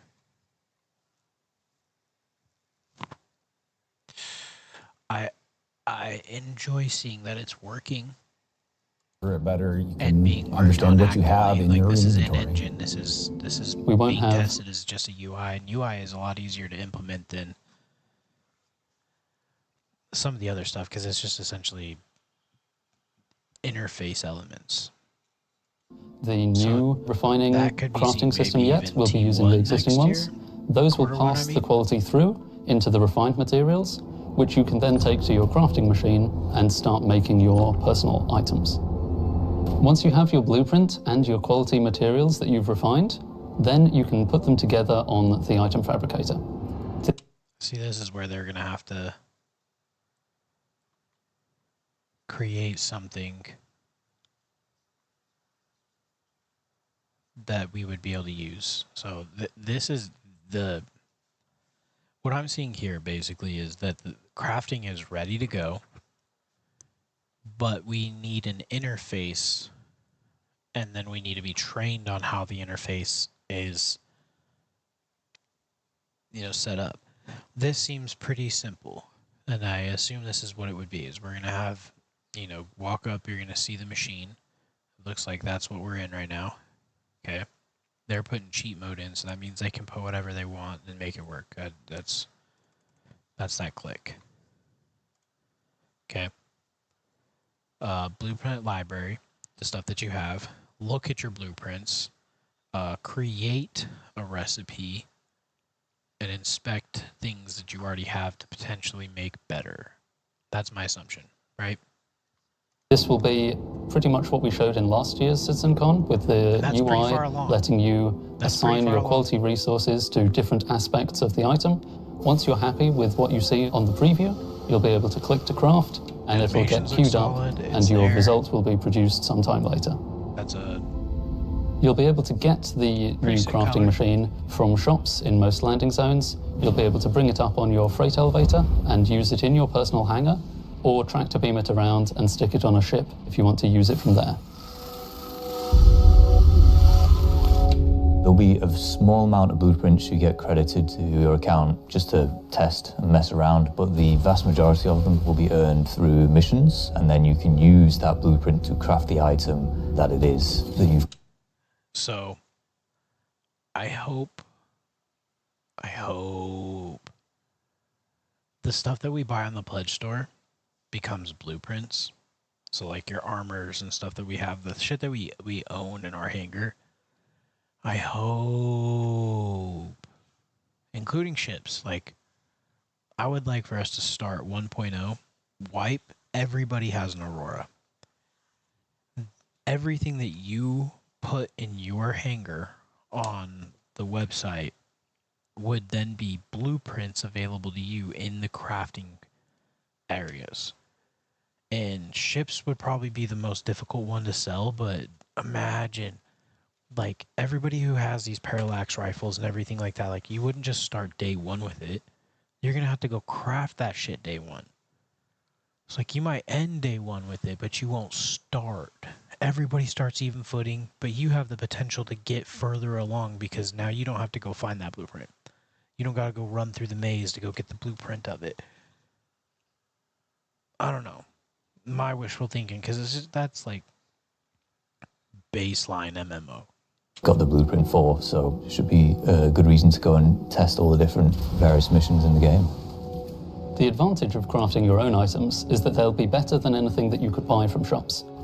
You'll be able to increase and improve item stats that are relevant to your gameplay. Maybe your gun will shoot faster, maybe it'll do some more damage, or your armor will have greater resistances against environmental effects or incoming fire. You might be wondering, what about the upgrade and research? That will be coming in a subsequent release. We're happy with this initial scope for crafting. It's going to be so valuable for us as devs to kind of get the metrics in, get the feedback in, because then we can make the changes that, you know, they only become obvious, so to speak, when you have kind of mass amounts of data and mass amounts of users using it. So I'm very excited to get it out in the wild. It's our intention to get crafting out on tech preview by the end of the year and get the testing we need so we can release it when it's ready. So yeah, I hear they say by the end of the year, but that's in tech preview. That's why I'm saying I still think this would be Q1, potentially Q2 of 2026. The Geist arms with that Arden core. So that's one way you'll be crafting your own experiences in the Star Citizen universe. But what about us? Where do we get to hone in and craft a bespoke experience here and there, specifically tailored to individual or small group play? Well, that's where instancing comes in. And I'm going to let Benji tell you a little bit more. We're bringing instancing to Star Citizen in 2026. Why are we doing it, and how will it work? So if you've played any content in 2025 in Star Citizen, you know that most of these areas were in actual PvP zones where other players could interfere. Instancing is a means to create an environment where designers can create tailored content that's tuned to a specific group size, but it is also protected from outside interference. It's not to say that we don't love PvP. I'm a PvP guy. PvP me, bro. But like most MMOs, a good balance between a dangerous overworld and a protected instances is needed. Right now, we don't have this ability, and this is something we really need in order to give you a sense of progression that is tailored and balanced to a tunable amount of groups, so the difficulty matches the group size. There's a beginning and an end. It doesn't mean that that doesn't fit in our overworld strategy, meaning getting to the instance is dangerous, exiting the instance is dangerous, or can be interfered with others. But at least when you're playing the content, we can actually make something that's curated for one experience. So before anybody says this is only a PvE thing, this technology can also be applied to unlock curated PvP experiences that are as seamless as the PvE ones. So it's not about one thing or the other.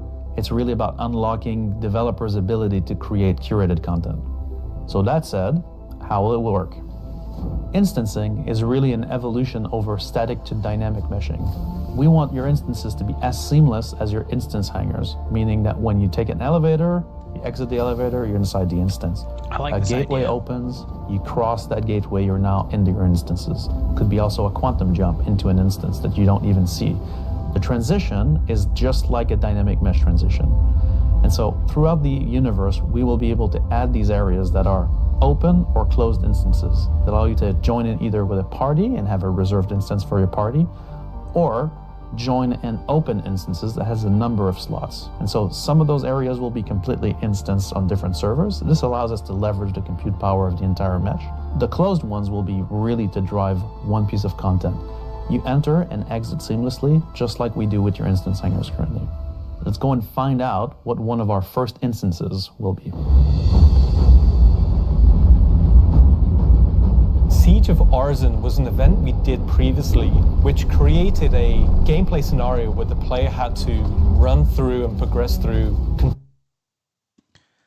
Hot note. Siege of Orison was so fucking buggy that I did not get to complete it one time. Tested Islands of Orison. This was a high-paced, high-intensity event, but it struggled a little bit from its technical execution. But now with the introduction of instancing, it gives us an opportunity to evolve it and modify it and make it better for you in a small group to work through that activity. It is an event that I had the honor of pretty much solely designing and building all of the logic and having the stress of trying to get it working. Agent Dooley from the CDF puts the call out for volunteers because basically the Ninetales have taken over sort of a cluster of floating platforms in Orison. And you are there to kill these sort of lieutenants of this terrorist organization and take back control.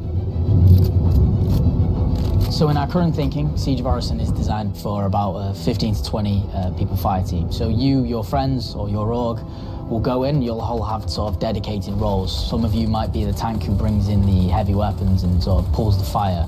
Some of you might sit at the back and be the sniper and pick people off who are a bit further to make the advance easier. Some of you will be the medic whose sole job is going to be revive and look after the rest of your team and the health of them. And some of you will be the people who push for the objectives to try and get sort of most of the mission done. The event was designed for about 15 to 30 people, but when we released it, we fixed the problem with 2 DGSs on one server that was fighting for resources. And with that, we also upped the player count to 100. So when it first debuted, it was already too full for what it was designed for. It was a massive operation at the time. I think that bringing it back and giving it a refresher will be a fantastic addition back into the PU. So imagine if Siege was a instance that you could go in and play solo, or if it was a public event that you could go with your friends, or you could join up with random players on the server. There's lots of ways that we want to take a look at Siege, how we can make it a more approachable piece of content. I enjoy that. I'm excited to say the least to bring back Siege of Orison to Star Citizen and to sort of have it be one of the first tests that we have for instancing and really get it back to sort of a core experience point where it should be. So while the next season is quite heavily focused on Nyx, I'm also very happy that we're not really ignoring our other 2 systems of Standard and Pyro, and we're going back there and we're sort of improving and expanding on the player's life in those 2 systems as well.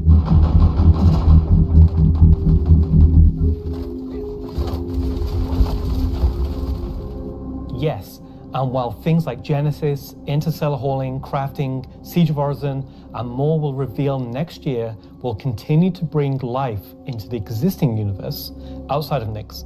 There's still one more exciting use for instancing we're building right now. It's an earlier look than normal, and some of it is still in white box, but we're excited to share the first look at a major content release of 2026, and what it means for progression-based gameplay. As an evolution of our Building Interior initiative, you won't discover it by accident, because when it's complete, it will be found deep within the heart of Levski itself. This is the Municipal Works.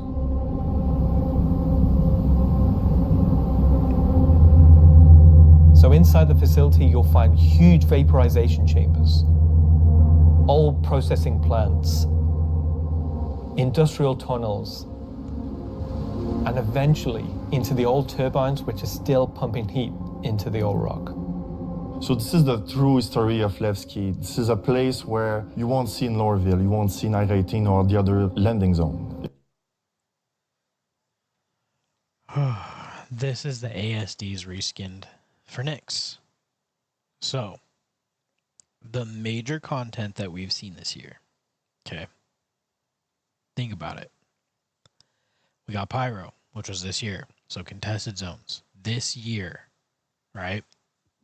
Those are fucking big. They were sweet. They were fun. But they're buggy as fuck. They already told you that they have contested zones planned. That was the thing where you go to the Polaris and you deal with, you know, all that jazz. He said straight up, you're going to be finding clues. You're going to be linking a story together. And then you're going to be looting out in the end. What is the difference of finding clues, linking a story together, to getting a comp boards and plugging them in to get a ship. Like, there's a reward in the end. You find clues, you beat a mission, whatever the payout is, there'll be something, item, money, whatever, and loot that you get while doing it. They say basically you're gonna. That's the rock cracker. That's what it was. Okay, so rock cracker. That's Hathor. The Polaris one, yeah, that's the what I'm talking about. That's the other. That is essentially the CZs. Okay, then you get rock cracker, and rock cracker is essentially Hathor and Nyx, because you're going to be fighting to turn a laser on, and there's lots of PvE, there's FPS shooting there. What do you do at Hathor? You go land at a PAF, you shoot the shit out of everybody, you get an alignment blade, you go to another one, you shoot the shit out of everybody, get an alignment blade, you get the thing to turn the laser on, the laser blows a hole in the ground, and then you get stuff to mine. In rock cracker, same thing. You're going to go through these areas, and they said there's going to be multiple spots where you got to go through in this asteroid base. You're going to end up turning the laser on. The laser's going to blow the shit out of the asteroid, and then you're going to fly in and you're going to mine the shit. Same thing. Okay? Municipal Undergrounds is code for ASDs at this point. They might reskin it. They might put a new coat of lipstick on it, whatever you want to talk, however you want to say it. But that's essentially what it is they're taking game loops that they think were successful. They're literally the number one buggy messes that we've dealt with. The ASDs are the least buggy out of all of them. But the RNG for the loot that you get out of it, that you have to turn into Wicklow, is fucking horseshit. And you're going to think that this is going to be the same thing. This is going to have something for Wicklow or something for Grays. Because Grays is going to be the new Wicklow. It's just the next evolution of how do we keep people going and doing this content so that we can keep them on the hamster wheel and coming back. It's the pure basis of Levski. You will have, of course, metal and tunnels and more structural plays, but you will also see a lot of rock and cave. So it's not a place you go to take vacation. It's really a place you go to fix stuff. Not everybody has what it takes to come down there and do the job that needs to be done. All of your sewage systems have stopped working. Everything's going to quite literally. So this your goal with this is that you're going to fix something, but you're essentially just going down into an area where you've got hostile people. And think of what you do. It's a puzzle. This is going to be a puzzle. It's going to be fix the puzzle. It's find out what's broken, fix the puzzle. ASDs. Player is tasked with their group, most likely, to go into there, take out the outlaws, and get the facility working again. So let me get this straight. This is literally a mission to fix the toilets of Levski. It's not just the toilets. You're also trying to turn on the air. Air is a bit more important. It still works in Levski, but they have maybe polluted air because it's not being cleared properly. It's not just for the toilet. Poop mission. It's also a little bit more exciting than just going into some vents. It's like a free layered system where there's 3 chapters. This will be mission driven and repeatable. Everything from mining to south. 3-layered mission where there's 3 chapters. Let me tell you. You go to the ASD, right? You figure out who your is. You do all that jazz. And then you go back to the ASD and you go further and you figure out that he was sleeping with some Vanduuls. Then you go back to the ASD and you fight a big fucking wormy boss. But he's not a worm, he's an eel, because he shoots electricity at you and he's got teeth. And he lives in the water. Salvage to combat to investigation, a variety of roles. Narratively, it's a real sandbox. Every progression you do will unlock a new area that will link back to previous areas, complexifying the play space. We've been wanting to have more gameplay around landing zones for a long time. Now that we have instancing tech coming online, that allows us to do something that provides really cool gameplay close to a landing zone. With the missions, that's what will create different overlays or change the spaces or change the progression, but it'll be the instancing which will enable us to create tailored content to you and your group. So you're going to be able to play a part of it, make your progress, and then log off. And then the next time you come online, you'll be able to pick up where you left off. It's going to allow players to return back to it at different states depending on how much you've progressed, and be able to keep it going until you've reached sort of the end of the whole 3 chapters. Where you're not going to have other people getting in your way. It's you, your team, your party. It's a way of giving players content where they know exactly where they're at, and they can keep going back to it and improving sort of their own progress and ability to jump through them faster and faster times as well. So that's a look at how we'll be allowing players and developers alike to create more crafted experiences within the greater sandbox of the persistent universe. Okay, is that it for me at this point, Jared? Almost. Throw it back to me, and I've got one more for you after this. Back to you, Jared.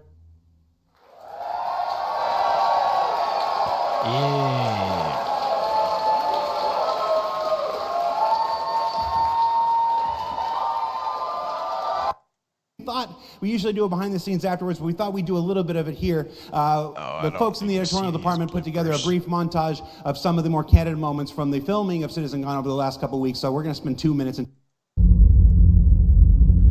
It's just their bloopers. I don't need to see it. Last year, Senior Game Director Rich Tyrer took to the stage and revealed our plan for 1.0. Now, before we end this year's CitizenCon Direct, we wanted to take a few moments and follow up on that reveal from last year, to do as we've done today and look at the year ahead. So, Rich, thanks for taking the time to join us. Well, you're welcome. All right, so we're going to jump right into it. Everybody knows the only constant in game development is change. So I'm going to ask you outright, what's changed about the road to 1.0? Well, fortunately, nothing. It still remains our North Star. The team is busy working towards that goal in the background, and every patch this year has moved us towards that goal. And if you haven't watched the Star Citizen 1.0 presentation from last year, I highly recommend you do so, because everything in it is still relevant as of today. You mentioned every patch this year has moved us towards that goal, so I want to dig deeper into that. We've done, at this point, 9 releases in this year, more than any year prior.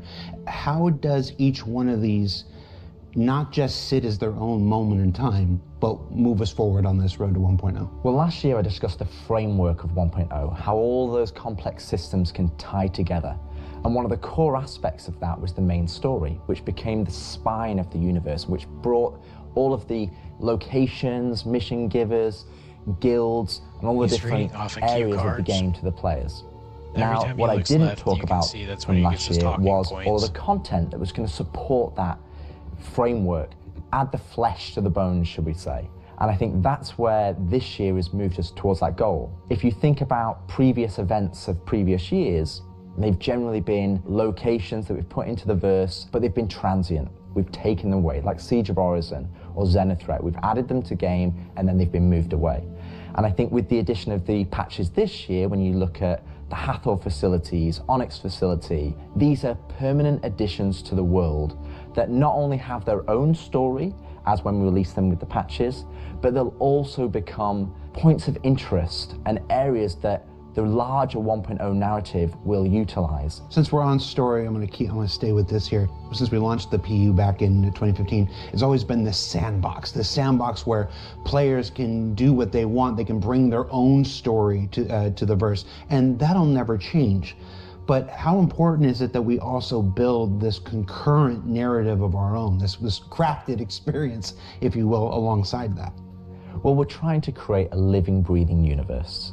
And that includes both the player stories that you mentioned, that they can go and enjoy and create their own memories together. But it also means that we want to have a universe that gives back.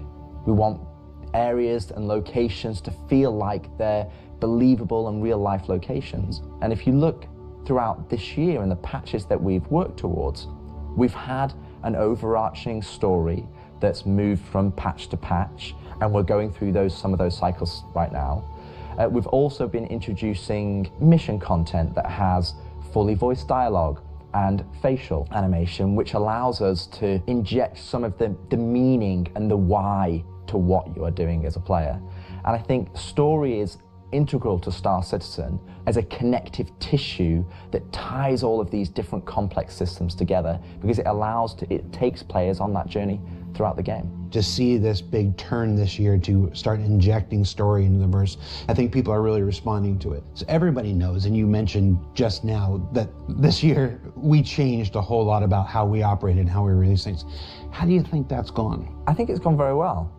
I think if the mantra that I've always been pushing this year at the beginning of January was patch always goes. And I think this year has seen a different development strategy for how we've been moving the game forward. That's where this different strategy has allowed us to really take a wider approach. And we also have to remember that Star Citizen is played by tens of thousands of players every day. And while we have lofty future goals, we still have to make decisions right now that make the game fun for the people that are playing it all the time, as playing it as their daily game. If you look at previous years, we've had to hold a patch back, we've had to make concessions, mainly due to around a feature may not have been ready or right to go into there. There were 3 months, 4 months, sometimes 5 months between patches. Exactly, and I don't think that's good for anybody. I don't think it's good for the players. I don't think it's good for the development team. I think it's better to have regular cadence of drops. One good example is this year for A Line of Mine. People probably don't know, but A Line of Mine, when you turned on the laser, it was actually supposed to reveal the Sandworm Valakar. And I played it, and it didn't hit the quality that I wanted to go into the game. So we changed, and I took it out, and I made that decision alongside Chris and Erin, and we've held that back, and we're going to work on that towards a future patch. But I think definitely the more regular cadences has had the multiple benefits, and like I said, I want to dispel a myth right here, right now. Like, features are still being worked on quite heavily in the background, from radar and scanning, and FPS, the new quantum, to inventory, engineering, and crafting, and all of those features are going to be coming very, very soon for players to get their hands on. And, you know, I'm going to be honest, I'm not going to sit here and say that if I was to go back to the start of the year, I would hope that we would have released more features. But I also think every decision we've made this year has been through the lens of making the live experience as stable and as good as possible. Absolutely. All right, so that's a bit about the year before. And the year before has been, I've said this before, I've said it internally, I've said it out there, I'm going to say it right now again on camera. I think this has been the best year of Star Citizen ever, and I'm willing to look right into the camera and say that. The player numbers are up, engagement numbers are up, the length of the play sessions are up, bug numbers are down, 30K is gone. It's been a solid year. But CitizenCon isn't CitizenCon without talking about the future, so I want to move us to the future. We've talked about story, we've talked about this more diegetic, immersive universe and adding voice lines and stuff like this. But where do we go from here? Obviously that continues, but what more are we going to do to make this universe seem alive and real and breathing? I think the biggest thing is to start having that conversation be two-way. So if you think about this year, like you mentioned, we've been having fully voiced NPCs, but a lot of those missions and those NPCs, they're talking to you, they're talking at you. Right. You don't get to talk back to them. Now, obviously, you get to interact with them through your actions. You get to go and do their mission, and you get to move that along, and then they talk to you again. But it's a one-way conversation. We're missing that conversation wheel. Exactly. The next part would be physical mission givers. That's something that we're going to be working towards very soon, with Battaglia being the first one coming back in the verse. And just to be clear, we will be bringing all the mission givers eventually back, and we want them to be an integral part of the verse and the story that players go and enjoy. We want the locations to be brought to life, and as we mentioned last year, we want to have interactive scenes that you can go and be part of. And obviously the full end goal is towards, you know, to have cinematic stories in the game, and that is what we're going to be pushing towards. Everything we do, every decision we make is through the lens of moving us closer to 1.0. It might sometimes be difficult to see why those decisions have been made at the time they've been made, but rest assured that Star Citizen 1.0 is still our North Star. That's what we're still aiming towards, and that's what we're going to be moving forward with every patch next year as well. And remembering when mission givers were first introduced, they sometimes became a bottleneck Is there a role in instancing, which we learned about earlier today? Is there a role for instancing in that, in helping with mission givers? Yes, partially. It will be one mechanism that will allow us to have players go to their own individual area of the verse, have that conversation, and then go and continue on into the open world environment. So I think that's where, when we look at instancing provides us one tool that allows us to remove that bottleneck and provide a more seamless experience. Happy you said that, because that's one of our last topics I want to get to, is how we reconcile instancing with the persistent universe. Like, for the last 10 years now, we've been building this giant, seamless, persistent universe where everybody can come in and play together.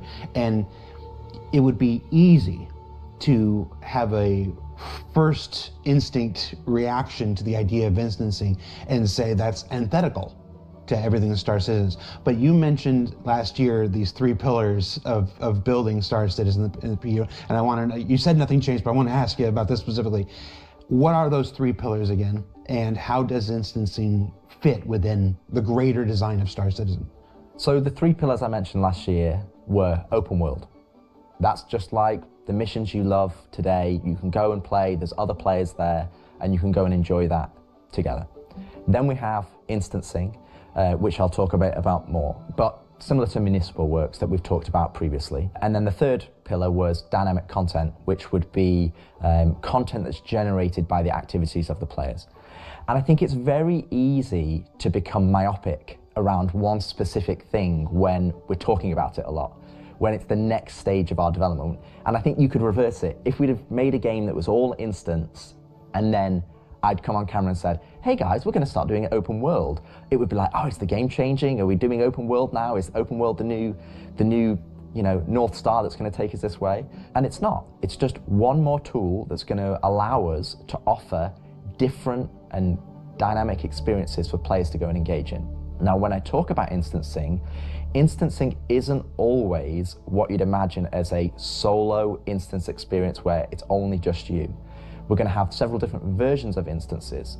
Some are going to be closed instances, which will be like the new player experience. We'll be able for you to go in by yourself, for us to teach you the ropes in a safe environment so that you can understand how to play the complex game that we've made.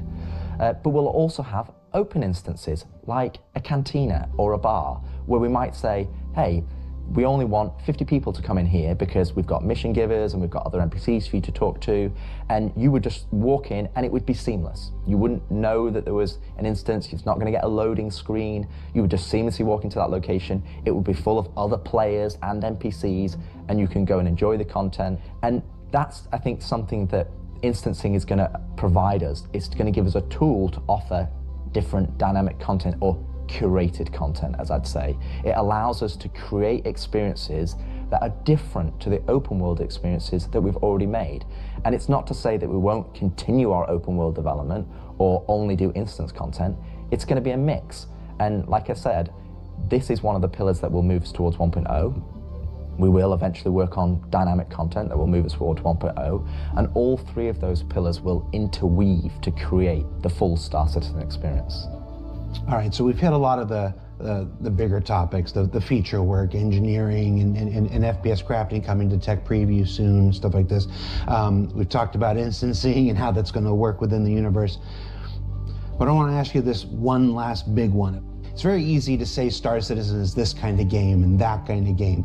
Those of us who spend our days making it know better. It's an everything game. It's everything we can make it game. It just is.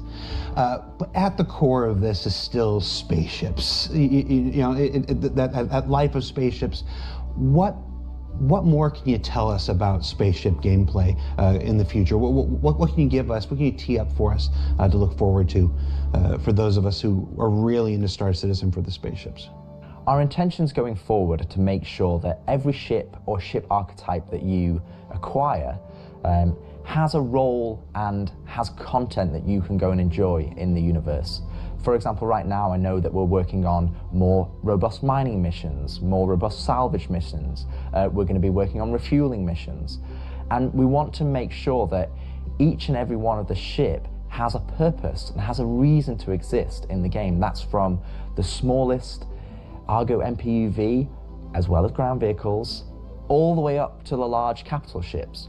We want to give them purpose, and I think it's something that we are absolutely aware of. We want to make sure that we're building that spectrum of content to allow players to go and engage in. And I think 2026 is going to be a very good year for Star Citizen. And I think there's going to be something that's very interesting and something that a lot of people have been waiting for. But rather than me spoil it, I'll let Ian and the team go into the details on that.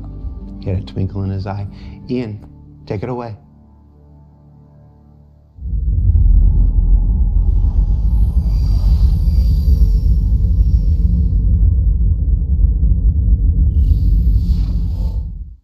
So the persistent universe has existed for over 10 years now. During that time, we've created lots of gameplay systems, we've added hundreds of locations, we've added lots of mission activities for different purposes: combat, cargo, mining, salvaging. But for combat ships, the only thing you've been able to do is fight other combat ships.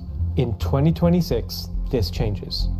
We're going to be delivering a spaceship-focused activity space which incentivizes the use of different gameplay roles. These are going to be scenarios where you're going to have to plan and strategize and create operational tactics to overcome your objective. So what you're going to see is very early. It's early in the pipeline process, and it's going to come online about mid next year.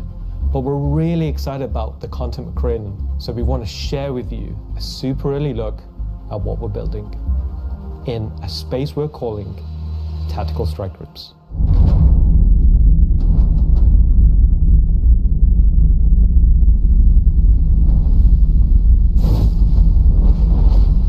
The People's Alliance are still trying to get to the bottom of what this new faction is really doing in the Nyx system. They've sent a capital ship to check out a station and run into more than they can take care of themselves. Unfortunately, that team came under attack and members of their groups were taken hostage. Now they've reached out to Intersec, who've reached out to you to help recover the pilot. Of course, it's unwise to do this alone, so you'll need to put a team together to attack the station. When you arrive, you will have this big asteroid, kind of broken asteroid, and on this you will have this base where you will find three big arms. You will see at the middle, you will have this big energy core. Everything here has a purpose. It's not just for the show, just something nice to see. You'll see a People's Alliance-owned Idris that's just on the outside, and it's going to be getting harassed by this unknown faction that you've met before. So your first objective here is to clear out the ships. There'll be waves of these ships, so this is where you want your light or your medium or your heavy fighters, whichever playstyle you prefer.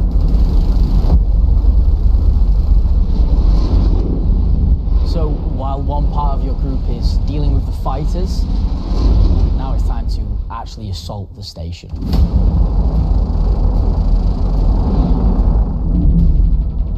This station has been outfitted to resist all of the obvious way of attacks.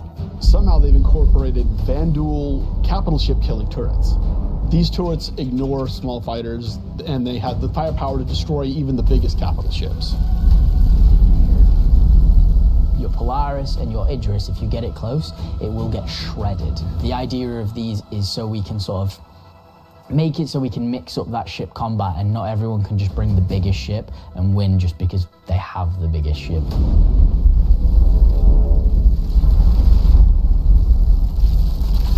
You have to send out your best pilots to navigate the superstructure and take down anything that may damage your bigger ships.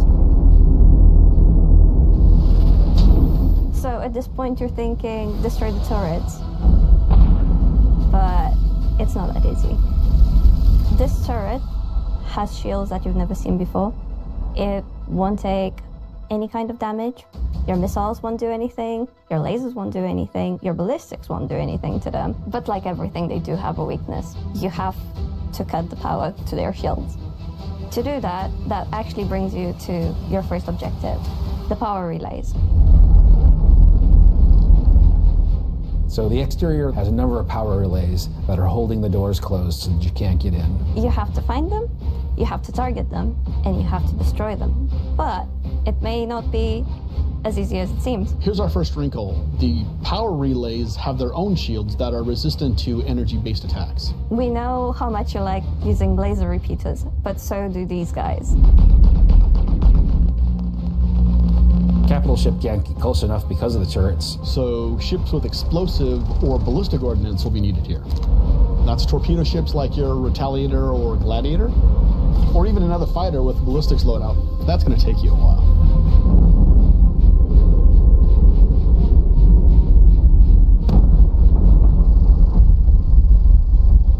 Once the power relays have been taken down, the station opens up. And this is where things get really cool. Now it's time for you to fly your ship inside the station.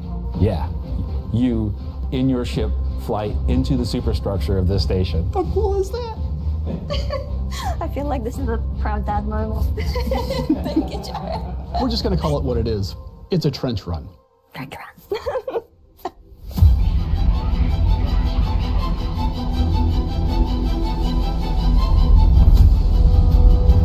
So as you enter the structure, you'll see cooling units along the sides that you'll need to take out.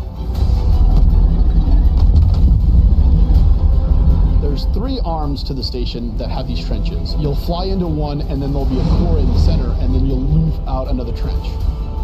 You're either going to do it multiple times, or you need to bring friends. At this point, the core is still protected, so these are essentially strafing runs. There are objects to avoid. You're going to have to be able to dodge. You're going to have to move quickly. You need an agile ship. Because the shield generator that you're targeting is emitting lots of distortion damage.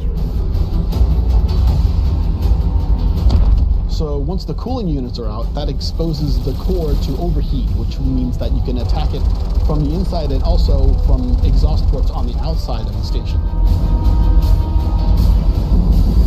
This core is armored and just takes a whole lot of damage.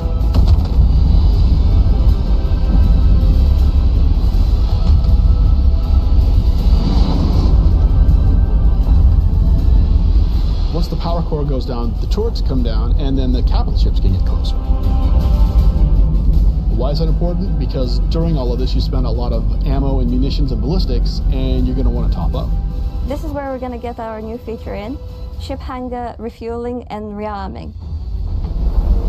You're going to be able to land in the hangar of select ships and be able to use the same interface as you are right now at stations to refuel and rearm. It's specifically for ships like the Idris and the Polaris and other ships that are designed to have other ships land inside them. Of course, it'll be more than just those 2 ships, and you'll find out more once we get closer to release, but this is a really important feature that we're really excited to get out. If you're not bringing your own Idris, the People's Alliance has an Idris there that can provide a safe port in a storm, allow you to set back up and head back out. And it's a good thing that you've rearmed and refueled too, because now another group of ships is coming to attack the People's Alliance Idris.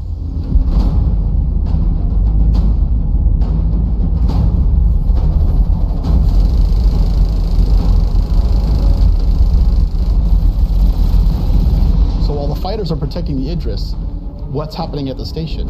Well, that's where the dropships come in. Now you've got to take a fire team in. You've got to land, you've got to fight through an onslaught of FPS enemies that belong to this unknown faction, and you've got to open a hangar door which will allow you to release captives from the station.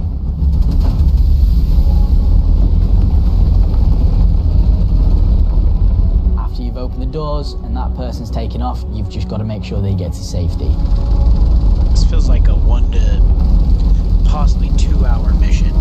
So at this point, all of this sounds pretty simple, but there's an additional complication. So up until this point, it's just been you versus the enemies in the station. But the enemies in the station have their own enemies. The Vanduul neighbors who really don't like these guys for some reason will come in and wreak havoc on everything. And they're not going to discriminate between you and the station. They're out for blood. When you alert the Vanduul by destroying the power core that the station's now vulnerable, you're on a time limit. Vanduul are coming, they're gonna come hard, they're gonna keep coming, you're gonna have one hell of a fight.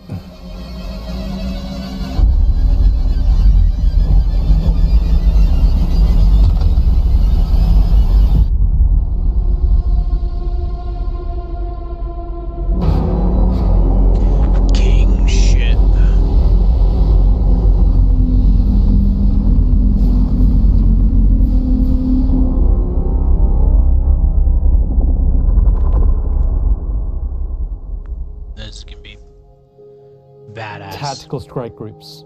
I'm personally so invested in this. So throughout 2025, we created a variety of content. Some of it was very focused on FPS combat. So personally, driving a more vehicle-based experience was very important to me. This is a defining statement that I want to do in 2026. We're a spaceship game. There are prized possessions. They're the objects we fall in love with.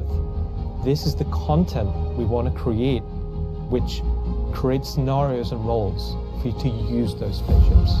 We won't get to all roles initially, but we should see this as a landmark, a position where we can see a gameplay space which incentivizes the use of different ships and scenarios to clear objectives and complete missions in a variety of roles. And in the future, we can use this to expand on. So I hope you're all just as excited as I am for tactical strike groups. They're gonna be fantastic. Surely hope so, because they look badass.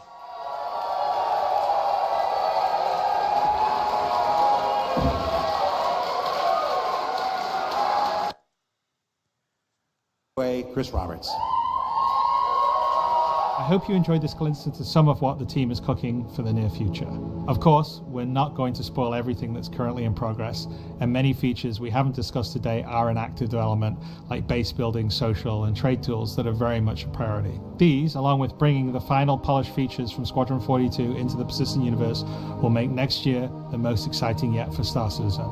Finally, I want to extend a heartfelt thank you to everyone at CIG for working so tirelessly and with so much passion to deliver something that is already special and will only get more so as we continue. And of course, to all of you for making all this possible with your support and feedback. We couldn't do this without all of you, something that I and the team appreciate every day. We are very lucky to be allowed the time and the money to build the game of all of our dreams, something that is only more apparent as the video game business becomes more monolithic. We are one of the few large independents left standing, and there is no way we would be allowed to dream as big as we are on an original game and take the time to achieve that dream if we were part or funded by any of the few remaining mega game companies. So thank you, and I look forward to seeing you all in the verse this coming year. He totally looks like he's having a stroke. Alright. So that's a whole lot of information. I'm gonna poise my thoughts in a video, but I think that's where I gotta call it. That was way too long, especially for the second time. So appreciate y'all chilling with me. Banter. Peace.